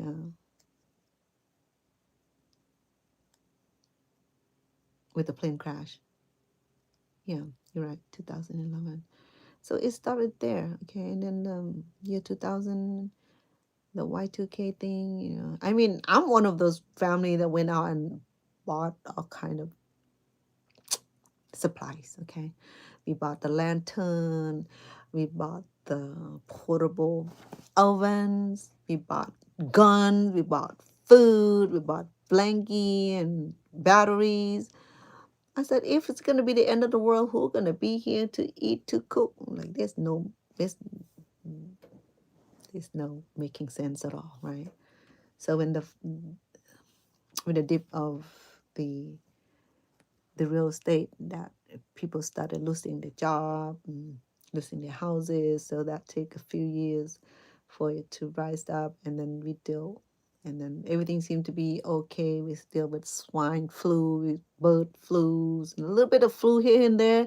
Every time we're talking about flu or some kind of virus, then that's like the propaganda where give a reason for the government to raise price of everything.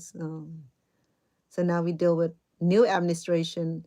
We have to deal with taxation overseas, especially. So then the Asian grocery, the bottle of fish sauce, it used to be only $1.99, $2.99. Now it's $12.99.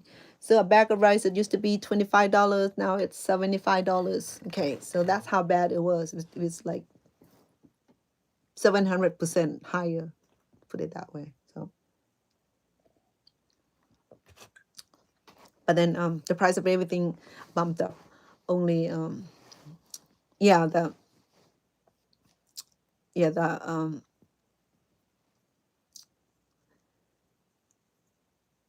COVID-19 started in it it began in 2019. It's just that we don't know what it was until it officially stated that it was a COVID. So I remember when after my dad passed in 2019, everybody started coughing uncontrollably, and we thought, oh, it's just cold, it was a common cold. We get treated here and there, here the doses of cough medicine, and take doses of this and rest, and you'll be well. So I remember when it's just like one after another, and there's no one dead in my family. It's just that when all that epidemic of the coughing, the sneezing, and all that, and then all of a sudden, boom, you know,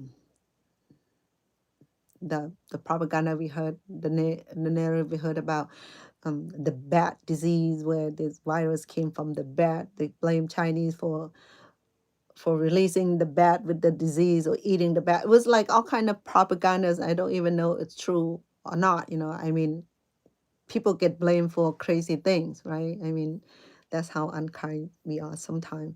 So then from then it's like become epidemic. It's like worldwide. Everybody affected by it. They enforce with the mask. First, there was no influenza for it. There's no treatment or cure for it, and the hospital is jam packed, and then and and then the medical providers started to die affected with COVID, and then now it started to affect elderly people. It started affecting the children, the woman. So when the COVID injection came, it started with, okay, it was like first it was given to the service providers, okay, and then it was the people with chronic illnesses, and it was administered to the elderly, and then they said, well, the children will get last, and then the general public and the employees and all that. So it's almost like by design, where they know where to target, they know where to like limit the ages who have access to it. I remember when I used to work for the organization in, yeah, yeah, it's true. It's true. It happened to my grandchildren too. Well, you know what's sad too, Diana? Diana, my daughter who graduated in 2020. Okay, this is sad. At Cesar Chavez High School in Stockton, California.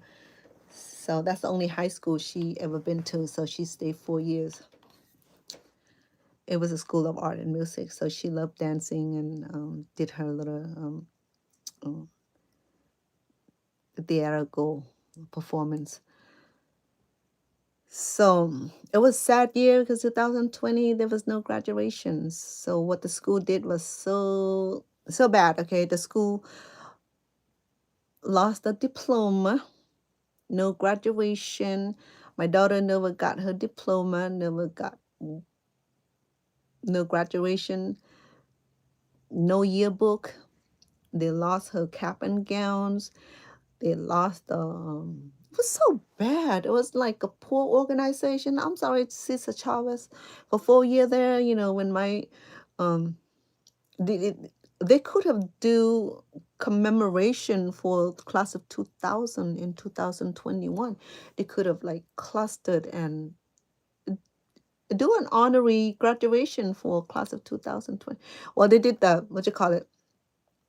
They did the automotive graduation where people drive through to celebrate. It was like crazy. So they lost the diploma. So the kid graduate. So the kid the got the piece of paper saying um, it was not even high school diploma. It was certificate of completion, saying that certified that yes, she had completed a high school diploma, um, general education high school diploma. It's just a certificate. It's not even actual diploma because they lost it. I don't know how they lost it. Okay, they lost the cap and gown. It was like a terrible year, and my daughter didn't get her senior picture, didn't get her cap and gown, no graduation, no diploma. So I tell her the other day, we need to order your actual diploma. I said, what I need it for, Mom? I said, I, I just want to have it in my possession, okay? All that driving for what, since kindergartens up until 12th grade. I needed to see that piece of paper. It was just like, it's like my rewards. But I say, oh, you can call Stockton Unified School District and order a copy. So maybe next trip when I take to California, I'll just drop by the the education office and just get a copy. Or I can go, probably can order online. What have you, but it was a sad year. That's a year where the influence I have to. It was a mandatory because it was mandated because as a worker. Um, was something wonderful happened also during uh this no, not Y2K, the virus, the COVID thing. So as a community worker, so what I learned prior to that is that we never think of anything else but doing the normal thing. Like yeah, it was pretty bad. You'll be homeschool. I even work at home too. So this where they order all the employee to work from home, the Social Security office. I think only the police department that I don't know if they even work at home. They patrol, but then the judge work from home. I remember when I interpret, we do online, we doing on the Skype and Zoom and all that virtual media. Okay, so even attend conference, it was like virtual conference. You don't have even attend the conference. You don't have to fly out of town, out of state to attend the conference. It was neat. Okay, so there's only good thing coming out from the COVID-19 is that we were able uh, to advance in our technology advancement, using the technology to advancement to treat the client or to check in with the doctor can call in to check in with their patients, and the patient can call the doctors on the phone. They don't have to see the doctor. The doctor can order prescription online. Only if the emergency, they can go to the emergency room. But yet, if you critically ill, then you just drop you off at emergency room and no one can visit. No one can attend the funeral, more than 10, 15 people. You cannot attend the wedding. And then if the child being born in a hospital, then no one can visit with a balloon. It was like very, very sad stage of life at the time. The kid ordered to stay home, and the parents work from home, and they closed their shop. Remember when my daughter just opened her shop in January of 2020. So by March, when the order shut down on all the non-essential, remember non-essential like a barber shop and car wash was considered non-essential. The essential would be like the doctor's office and I think the medical providers and the law enforcement medical providers and fire departments and sheriff and marshal highway patrol. I think those are the essential. So they work in the field. But even now, the doctor still checking the client on call. They don't have to even make visit unless they're sick, and then they just report at the emergency room, and then the doctor will send over the lab work, the prescription refill, and calling in, are you okay? There's no more vital statistic checking, there's no more heart listening, there's no more checking blood pressure, no more. If someone is diabetic, then they order A1C or panel, then they just go get the sample done, cover your mouth. And then I remember when the traveling banned and shut down, and no one was able to fly out of the country. When my cousin flew over to Thailand during the shutdown, I wasn't able to come home until about a year or 6 months later. um, there was no fly out. Even you have money to buy the ticket, there's no fly out of the country. If you're on a fancy trip with that shutdown, you just can't come home. There's people who on the yard. I heard that the U.S. not even allowing them back on land. People have to be stuck on the boat, on the cruise ship or whatever it was. It was terrible. The I think all of the um, turmoil. I think um, globally, it affect globally. I think it was the COVID-19, because it affect the whole nation. I remember I traveled during the swine flu or the bird flu to Thailand. Everybody start wearing the mask at the time. This is when U.S. did not mandate mask wearing unless you want to. But when a certain part of the country was affected badly, like swine flu, then people wear masks. And then we used to make fun of Michael Jackson, how he wear his mask everywhere he go. But now we learn that, well, Michael Jackson, before he died, he was a pretty healthy guy and took care of himself. But then we didn't know that he had such a terrible addiction underneath of the mask. So then the mask requirement was essential, and all the hand solution was essential. I remember that we get a lot of funding for just to be on phone call. Because we have caseload of the community members also, so we connect them with, if they go to court, and we connect them with court online, so the court will conduct their the court procedure from the home.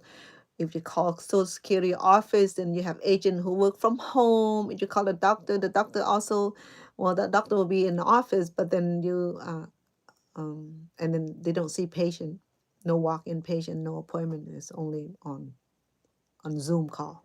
So that was so there was some of the things that people was able to get adapted to the new way of function. Okay, so that was yeah, the hand sanitizer, the mask, the whole bit. It was a lot. So I flew during the well, I flew after it was lifted. So everybody wearing mask, and if you hear someone cough, and then we like all turn, we like, oh, we like we just we just quarantine ourselves. Okay, so that's the word with people who would test positive with with COVID-19 have to be quarantined. Okay. Just like that's like first time where people get quarantined if tested positive.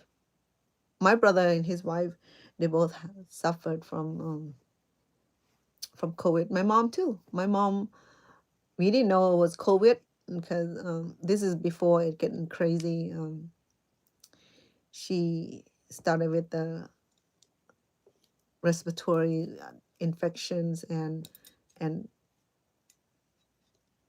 and blood infections, and she collapsed. So we admitted her. So we're not allowed to visit. So we just left my mom at the hospital. So she was in intensive care for a week before before her condition stabilized and moved her to a regular room. So we didn't get a chance to visit a family member if they're in a hospital. We are not allowed to attend the funeral, not more than 15 people at the funerals. It was sad. Everything during COVID-19 was like the whole thing of COVID-19 was, I don't know, it was too fishy, you know what I mean? Then require the vaccination requirement, that when the two major pharmaceutical came up, people can select whether the company A, company B, and you have series of shot. I took 3 of them actually, and luckily I didn't have any sort of side effect.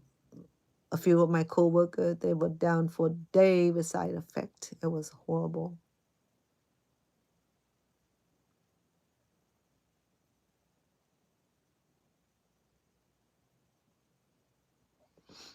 He did.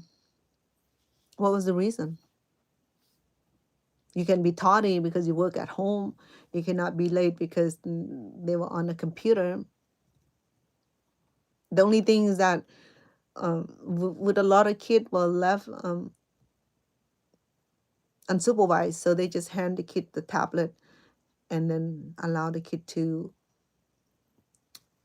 study on their own. You know, just like we do online class, and kids are not well disciplined and won't be able to get the work done.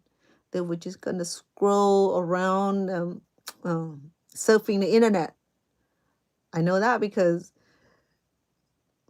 the kid that we taking care of here, he did that. He went off the school assignment when we did the history of browsing. That we know that he wasn't supposed to be on certain internet, you know. So we have a lot of issue with that, and the school wasn't equipped to deal with security measured where kid the kid was able to like searching for inappropriate um, surfing on the school tablets.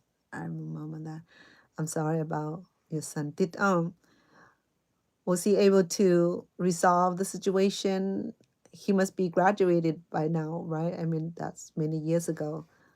If he's in high school at the time, was he able to graduate it now?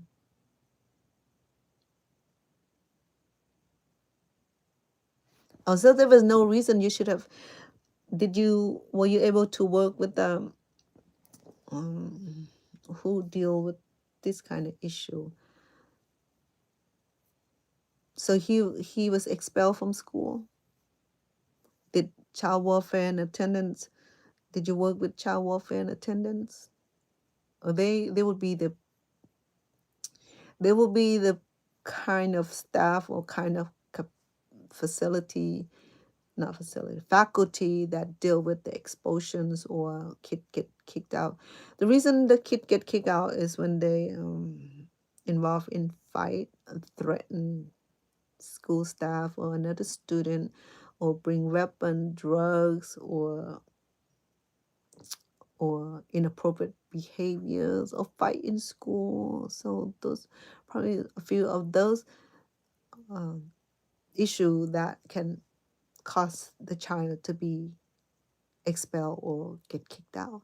But if there's no reason, I would fight. I would go to the district and fight. Sometimes parents have to get involved to thing uh, get things straight up, you know, because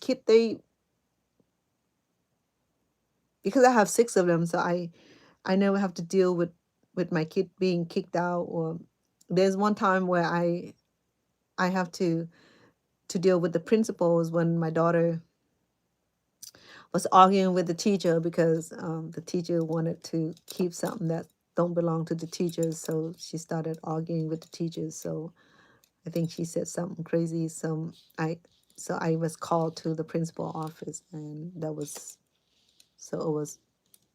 She didn't get expelled. She didn't get kicked out, but then she got detention.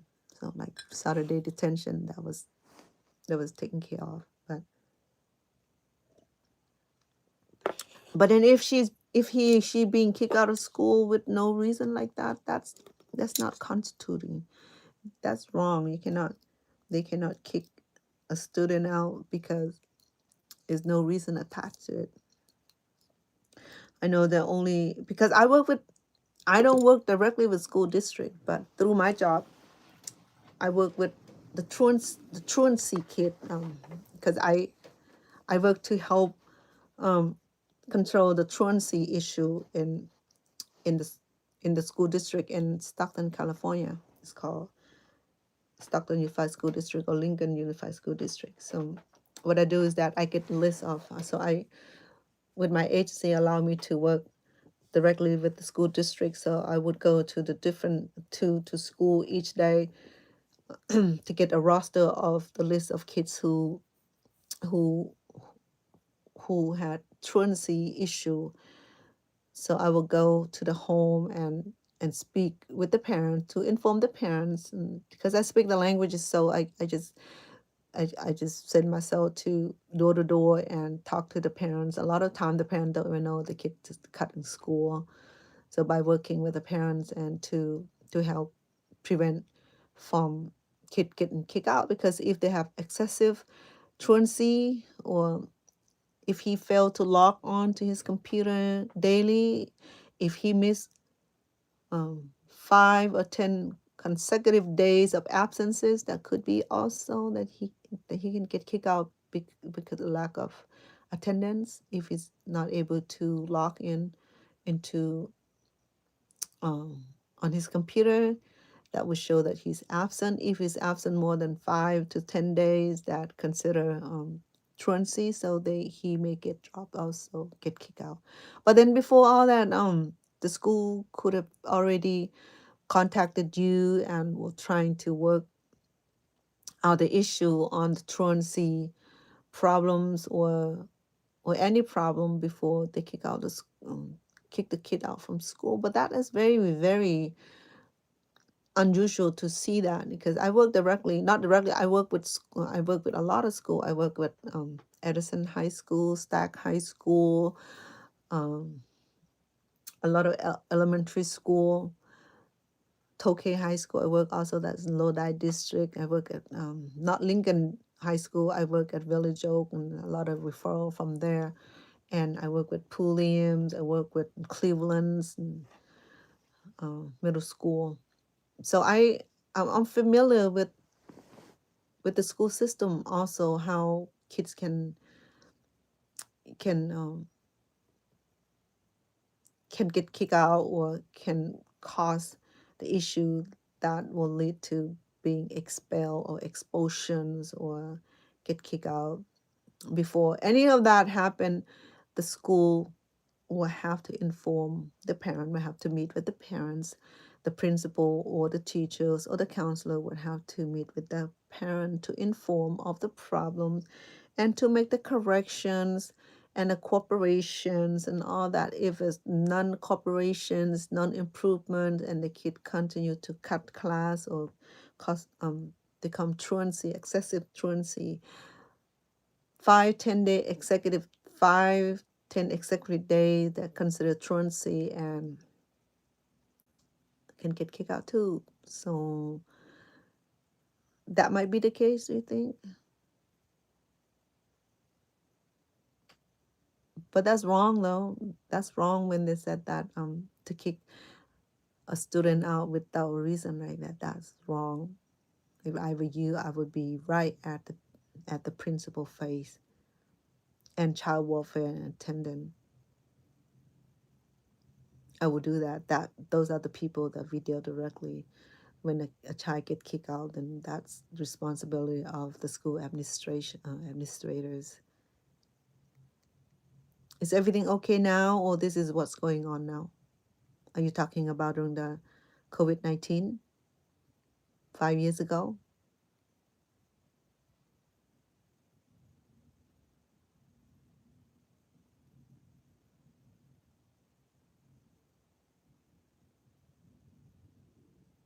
Oh, so it was lack of participation. So in other words, he missed appointments or he missed assignments. So the Zoom, I remember when my grandson was on the tablet, so he has reading time, he has classroom times, right? Classroom times where he will come in like a Zoom meeting with a whole bunch of uh whole bunch of, you call it um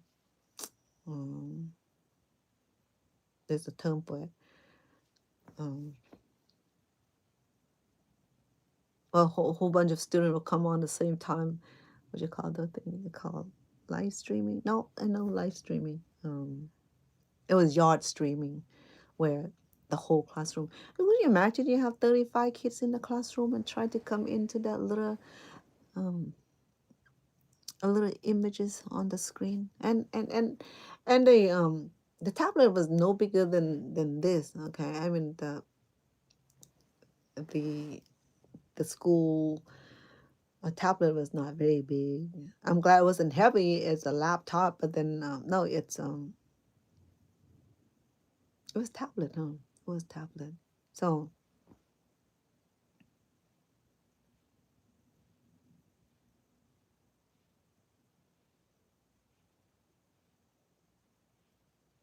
isn't it? Well, you did such a good job to find that out, though. I mean, you probably gonna get pretty upset when he get kicked out from school. You want to know why, and people don't find the time to communicate. That's a lack of communication. That's very unprofessional. That school district. I if I were you, I would not rest at all at that time. I would. The school district are responsible for every action they take because they cannot, like I said, there's so many ways that people can get kicked out from school, and I already mentioned that. But then again, so I know during the lockdown when I have to report and I have to log in exact time, like at 8 o'clock to log in to show that I'm working. So there's like the timesheet where log in lunch, log out for lunch, log in for lunch, and log out for timesheet. So I think my grandson did the same way. He was having a lot of issue too because sometimes if the internet isn't working because I can't remember whether was the tablet was built in internet service already. I can't remember was they have to connect to the house, the home Wi-Fi. I can't remember because it's been a while. Okay. I think my grandchildren has tablets. Even now, even now, my one of my grandson who's in seventh grade, he has tablet to take home, and he's doing his work on tablets, do his math and do his homework on tablets, it's which is okay, because what I learned about kids who on online learning are good, okay, but then they're missing out the creativity. So I remember when the PE time, and students supposed to be on Zoom, showing that they do some kind of physical activity, right? Where they be jumping or stretching or kicking a ball or whatever it is at home. They have to show that to get credit. Okay. And I remember when they have to log in exact time, and I can't remember was the tablet came with the internet or not. I can't remember that. It's been a while. But I just remember a lot of issue with login, a lot of issue with completing assignment, a lot of issue with uh, turning assignment, complete assignment, cannot log in, and missing all kind of late, all kind of late assignment turn in, missing assignments, because there was no proper supervision. In other words, my other grandson will live with grandma, and grandmother does not read English, and she doesn't know how to use the computer. So it wasn't helping, allowing the 6-year-old at the time to log in the computer, whether he logged in correctly or not. So for that 2 years of lockdown and homeschool, my grandson didn't learn to read at all. So when we have him moving in with us, he was already in 5th grade, but he was reading at not even 1st grade. He can't even read. So then that's how badly during the lockdown school system was. It's so bad because the kid cannot, not disciplined enough to do online study. Even an adult, when I take online course at college, I have the same issue.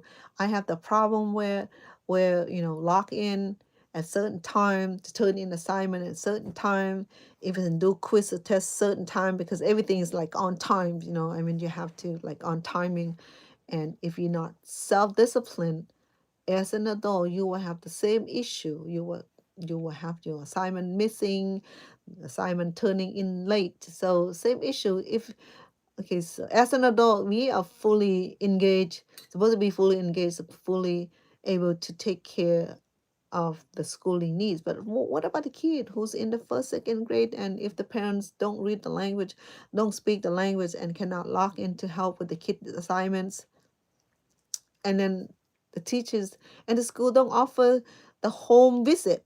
The teachers should have come in and do a wellness check and see if the kids are doing okay. They have internet service. Do they have adult at home who can read and write, who can help the kid turn on the iPad or computer or not? I mean, especially in the Asian community, it was a big failure. Not just your son getting kicked out because he failed to show up on the class meeting. The Asian family had all kind of issue too. In my family, my in-laws, I mean, my grandkid, the same way. But my grandkid, the daughters, I mean, my kids are proficient in English, so they didn't have as much as issue. But still, it was a lot of supervision. Just like parents have to take like 6 or 8 hours of their time to help with the kids schooling. The parents were doing their own teaching, even on the iPad. The parent have to be there to teach. The kid cannot do on their own. Kind of, it was a big failure. I mean, then after the kid was able to return back to school, and then now they have like millions of iPad and computer laptop that was purchased with the government subsidiary. And after 2 years, I think the computer got deteriorated, so we have millions of used computer, and it just need to go into trash. Do you know that? After the COVID-19, after 2 years, yeah, same thing for my grandkids. Not on my side, on the in-law side. Kid didn't read. The reading level was like way behind. Not just 2 year behind, like 3-4 year behind. By the time the kid was able to catch up with their reading level, it was a lot of coaching, a lot of homework being sent home, a lot of help, a lot of reading time. I remember now the kid that we fostered, he's doing a lot better. He's able to read a lot more, but he's reading daily. He has about hours of time to read daily, just to help him improve his reading skill. It was pretty bad. And with the kids who have learning issue, then there was nothing productive at all, because kids who had learning disorder or learning problem, they need the teacher there. They need someone to coach them, to teach them on hands. There was the waste of 2 years of the government funding. They should have paid the parents instead of parents have to suffer to go. Uh, the parent, most of them work from home. Okay? But for those who cannot work from home, the government could have provided subsidy for parents to be able to stay home and help the kid with the school, because the kid need guidance, the kid need to be taught daily, and that's why we send them to school to learn. If parent can do all that, the parent should keep the kid at home and do the teaching themselves, because it's not effective unless they being homeschool or parochial school or religious school, where they have complete control and cut them off from societies, and nothing but homeschool, nothing but family environment. My sister was Christian denomination. She homeschooled her kids until they attend high school, and she didn't work until all her kids in high school. So her husband would make enough money for her to stay home to homeschool her kids. So she did pretty good with the children. They went on to college and got family and have kids. And yeah, for my daughter, it was sad. So, were your son able to finish his high school, Diana?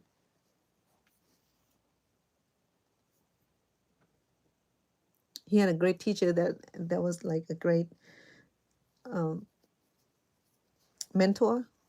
You know, I gotta say that too. Because they are good teachers, and all of them are. Just that some don't really.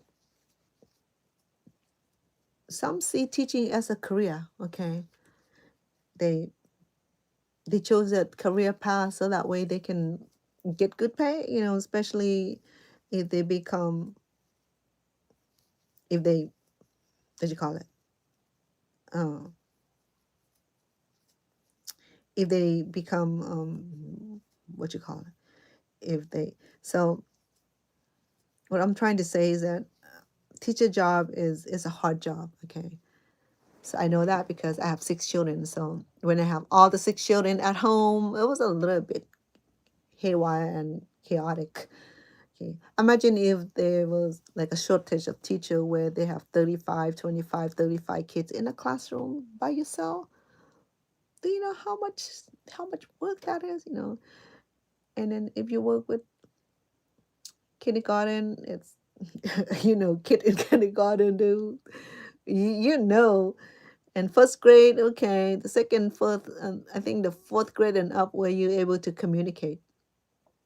When the kid turn 8 years old, when they become more aware of their own responsibility, where they know right and wrong. This is where right and wrong are being taught, even at church too.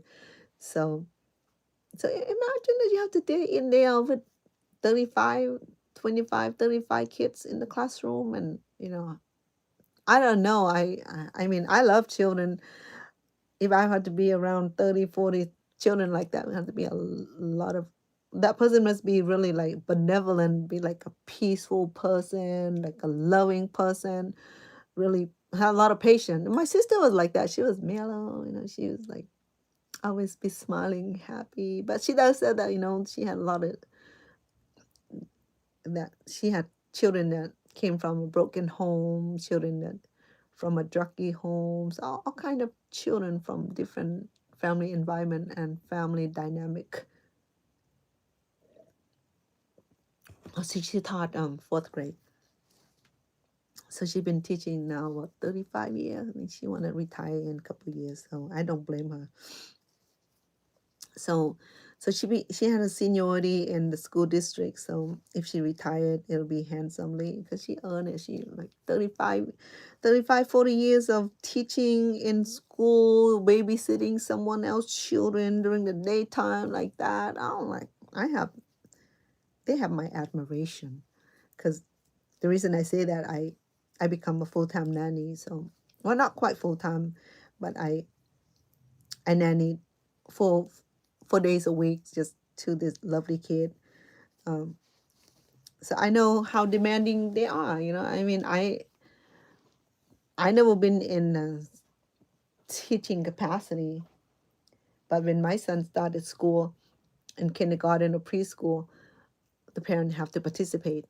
The parent have to like do due diligence where we have to volunteer in the classroom maybe a couple of times per week. So I get used to being around children, my own kid and others as well.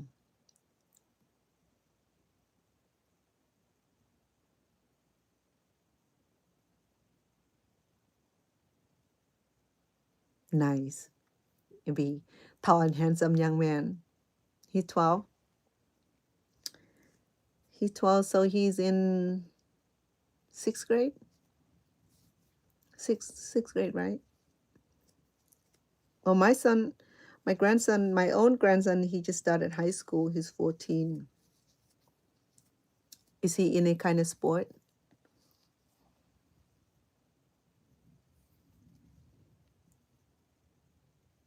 Was his dad tall or you tall? On my in-law side of family, there are a lot of tall people. There are tall people in my family too. I'm not very tall, only 5'2", but the rest of my family is a lot taller than I am.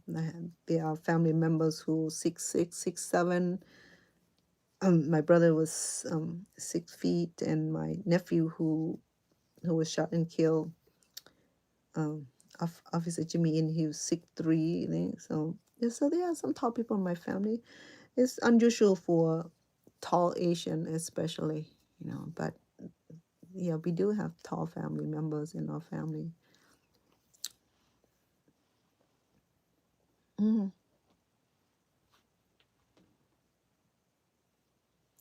Okay,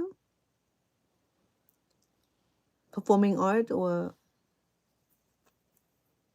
it'd be good to put kids in some kind of activities. My grandson, my very own grandson, he's in boxing, Muay Thai, and he's um in soccer too. He's been in soccer for what, 5, 6 years now.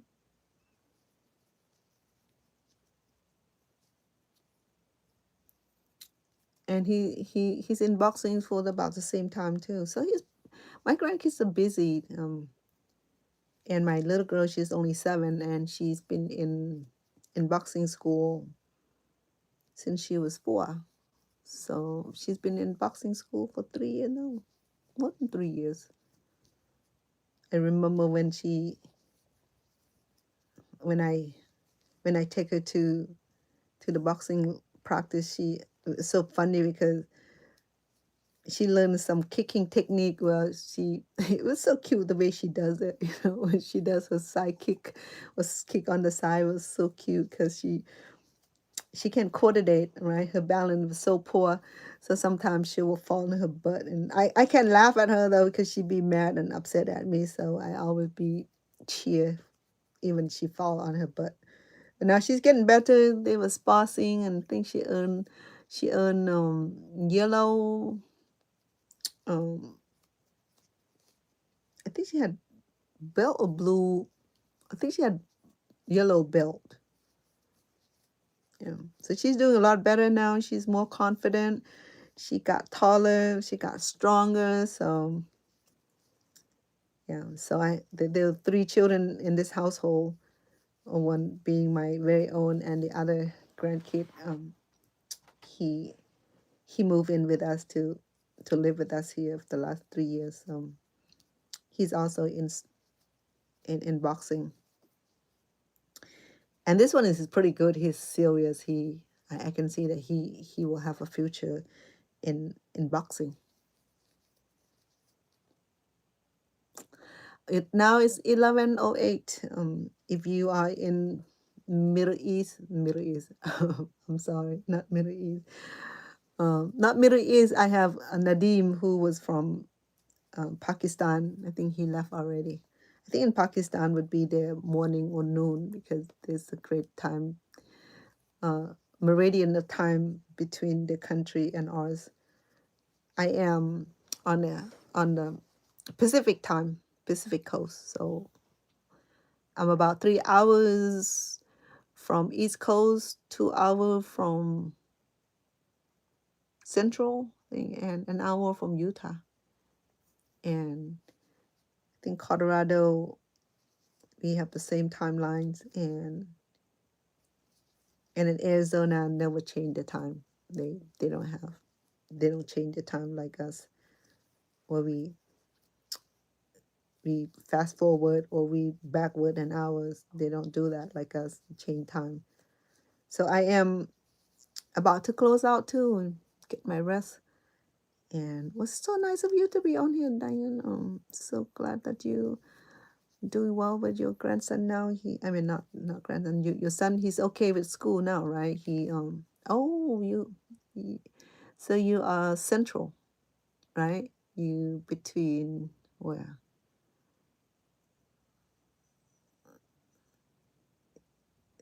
Um, so you in central.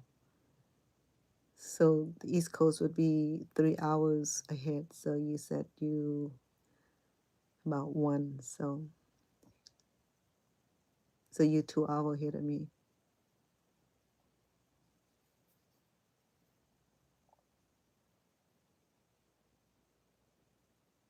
Oh, okay. Yeah. And you're about right. You're about right. Because I do have family member in Texas also. Yeah, we about 2 hours different, or in South Carolina too, I think. Because I have family live in South Carolina, like Minboroughs. But it's nice to have you on here. I think this is first time I gotten a chance to chat with you. Um, a lot of I do dual cameras on here. I with TikTok and YouTube, and I get to socialize and chat with people on YouTube more than TikTok. TikTok people just scroll. They they don't they may send a hi, and then they be scrolling. They don't. Another word, I'm not of their particular interest, so that's fine with me. Because when I do on here do cooking, people will say that, well, will talk to us while you cook.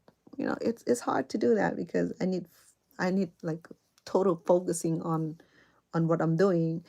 I'll be cutting my finger, I'll be burning myself, and the food will be burning. I did that too, and that's why sometimes I just come on here on my duty free, so that way I can read my message and read my comments, so I can respond. And then the other day, this person was upset with me because he when I cook, I don't look at the message, or I don't look at the chat message, so I didn't read.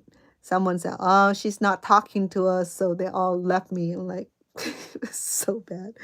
um so that's why sometimes I like to come on here, spend some time just nothing but chatting, allow my followers and to have chance to have a voice in saying. But other than that, I'm grateful that you hang out with me. I hope that you mm, so where about you're gonna be coming to California, coming to Las Vegas? That's an early trip. 5 in the morning or 5 in the afternoon? Are you flying out or you're driving? I do. I started about 2 years ago. Diana, I'm not one of those. My channel are not popular yet, and I mean it's slowly, it's progressing. I have enough in the requirement. I'm not monetizing it. I'm still a long way before I get monetizing, because I have enough subscriber, I have enough viewers, I have enough video that I release constantly. But I still have, they impose 4,000 community watch hours, meaning that people have to tune into my show every day for me to earn the hours. In fact, I exceeded the hour for some reason. they had not allowed me to, they had not released all the hours. So on my platform, I have over 1,800 hours. So to get monetizing, I have to have 4,000 hours. So what happened was with my channel was that when I started my channel, I released first videos, and I didn't do another video like 3 months later. So what happened within that time, my community watch hours was taking from me. They depleted, and yeah, and then the community hour was depleted every day. When I don't drop the videos or short or anything to help with my channel, they just taking, they just keep depleting my they call it resinge. They just keep deducting my community watch hours. So I lost in thousand. So when I finally realized, this is when I didn't understand the whole YouTube content creators purpose, or I didn't understand a whole bit how it worked. So I didn't really pay attention to it because I wasn't even doing anything but oh, you're gonna go to Florida seeing your children. That'd be nice. Oh, flying. I never been I never been to Florida before, but my kid had went to Florida on the vacation. They had invited me a few times, but I have not been to Florida. I have some good friends who used to have big farm in Florida. They grow the the tropical the tropical fruits and vegetable uh, for the market. And now when her dad passed away, no one wanted to do farming, so they sold the house on the farm and the farms. So no one wanted to garden anymore. No one wanted to do farming anymore. So they sold the house and the farms. And so I hope that you will enjoy your visit. So how long you'll be staying for the weekend? I mean, well, tomorrow is Thursday, so I know it'll be beautiful. We were just at the beach last year when I visited with my daughter in New Jersey. We just drove to Maryland. The Maryland had beautiful beach area, so we just enjoy ourselves. I can't swim. I have fears of deep water because I got drowned too many times in Cambodia. So that was just my childhood memories, terrible childhood memories. So I never learned to swim. I can't swim. I can't be. I I'm afraid of being at deep water. So if I was swimming, I'll be at a kiddie pool. No kidding. um, I'll be very safe. I have that overwhelmed feeling when I'm in the water. So if I do swimming, I just dip my feet in the water, or I'll just go to where I can't go anywhere below my neck because it create that what do you call it? The uncomfortable feelings and anxieties coming on, so it was crazy. So I never really learned how to swim. So I can't swim. So when I'm at the beach, I'll be on the beach, like where the wave coming through and where I can sit on the sand. I can't go further in the water. So it was fun. Well, I hope you enjoy your visit and have a great time on the beach and get your sunshine, get your little tan line going. I'm tan, so I can't even be on the beach without covering myself.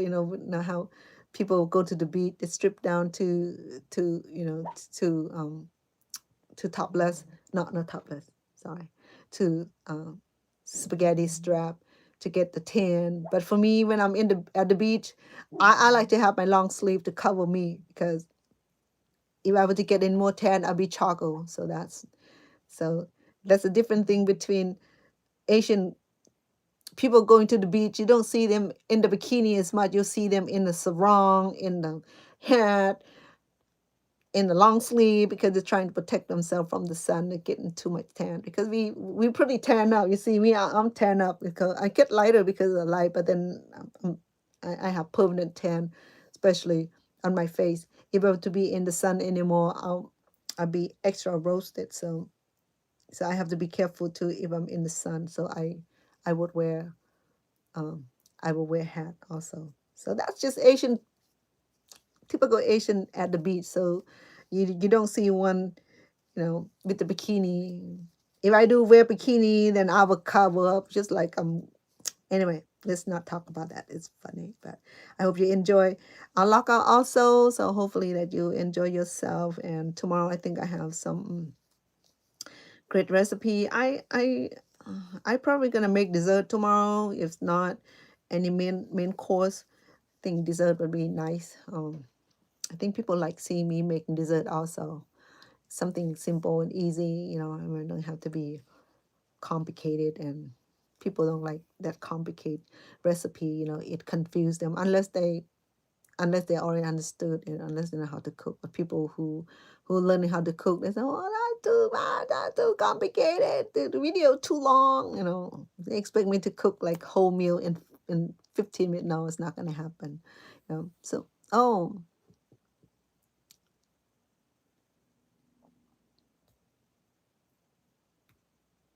oh boy, really? Wow, that's scary. Okay, especially when the heavy tide came in, it just like take you, just like grab you to like in the deeper part of the shore. That's what I don't like. So when I'm at the beach, because I'm fear of deep water, doesn't mean that it's gonna deter me from going to the beach. I do go to the beach. I just know that the limitation where I can withstand the length of the water, because you know this thing underneath where I feel like it's gonna grab me, that fears, when you have certain fears, like people fears of darkness, fear of height, fear of tarantula, fear of people, so that was my fear. Okay, so I'm just sharing with you. There's a lot of stuff that that we can share, but for me, fear of deep water. Okay, if I go swimming, I'll be at a kiddie pool. I'm sorry, I said, move over, kid. Let one adult take the kiddie pool. Yeah, it sounds funny, but then you know what? I don't even care. Other than that, when my daughter, she like go swimming here in Las Vegas a lot. Sometimes she would rent a room, or she would get a room so that she can have access to a swimming pool.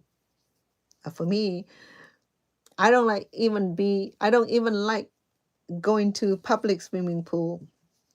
You know, public swimming pool, or even the overcrowding the water. Still, I saw people who did crazy stuff in the water. So that's what I'm concerned about. Not about just me being drowned in the dirty water like that. I'm like, I don't want to swallow anything dirty, and then that wouldn't be a great thing.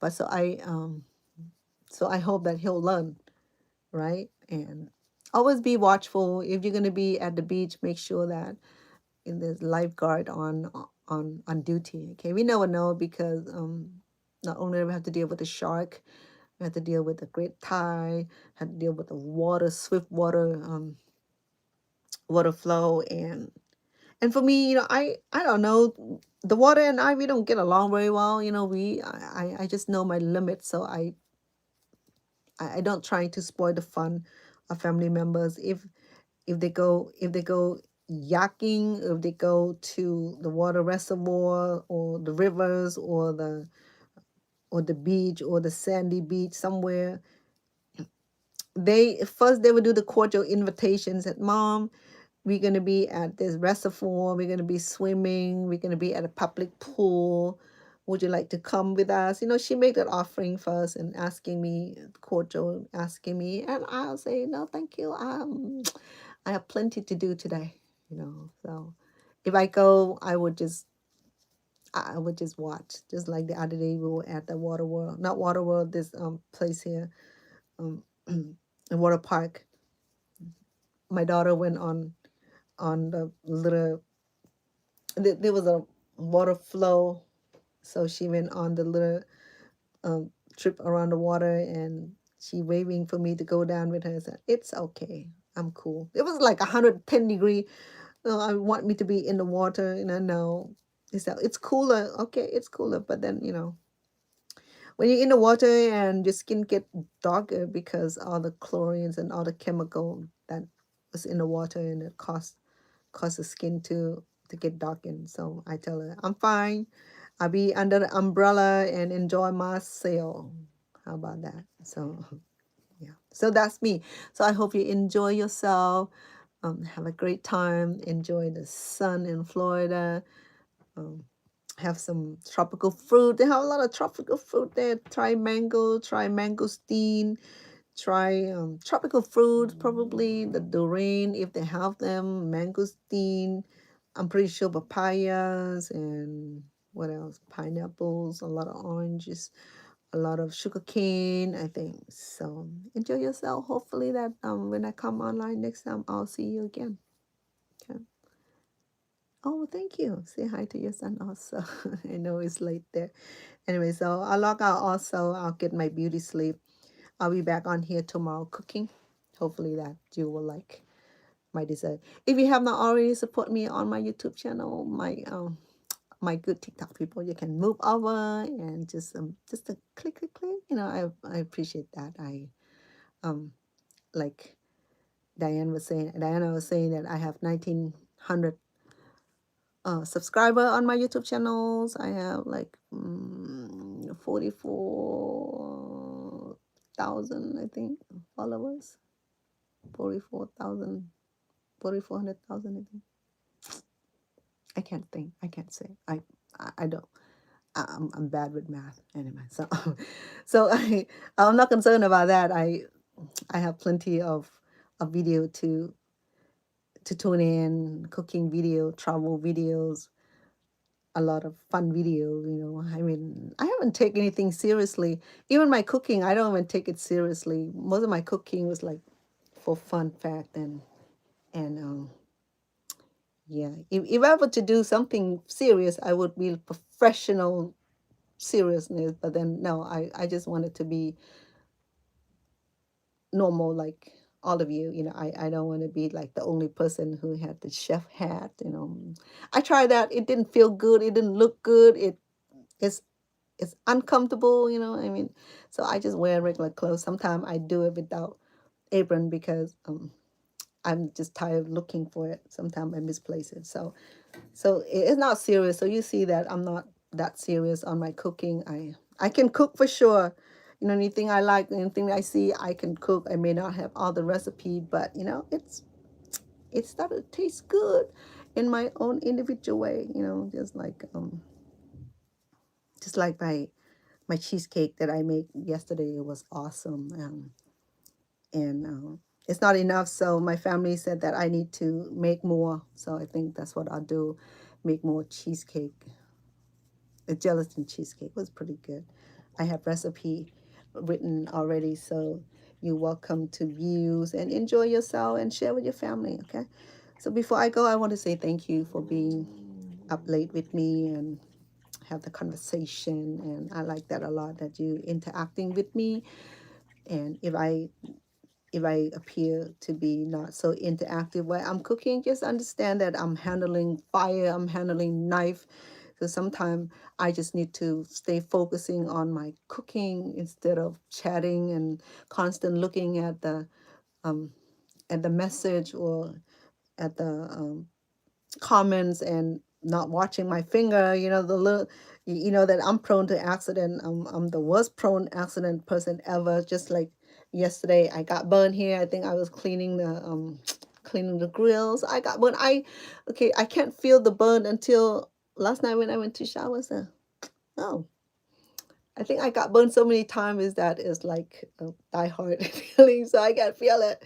So I just noticed that. So I got cut. Uh, Making food for my mom this morning, like the little chap right there. So yeah, so that just like me, prone to accident. But anyway, with regard of all that, for for Diana. You too. A lot of love to you too and your son. Have safe trip. Enjoy your trip and then have great time with your other family and spend some time under the sun. Bring back some great memory. Bring back some those what they call sand glass and some nice shell would be nice. Okay. And enjoy yourself and check out some of the local market where you can have access to tropical fruits. Okay. Love you as much. Have a great flight. I'll see you again soon, Diana. Okay, kiss your son for me and hug your family once you get to Florida. Lots of love. And you too. TikTok. Where you at? Good night and good day.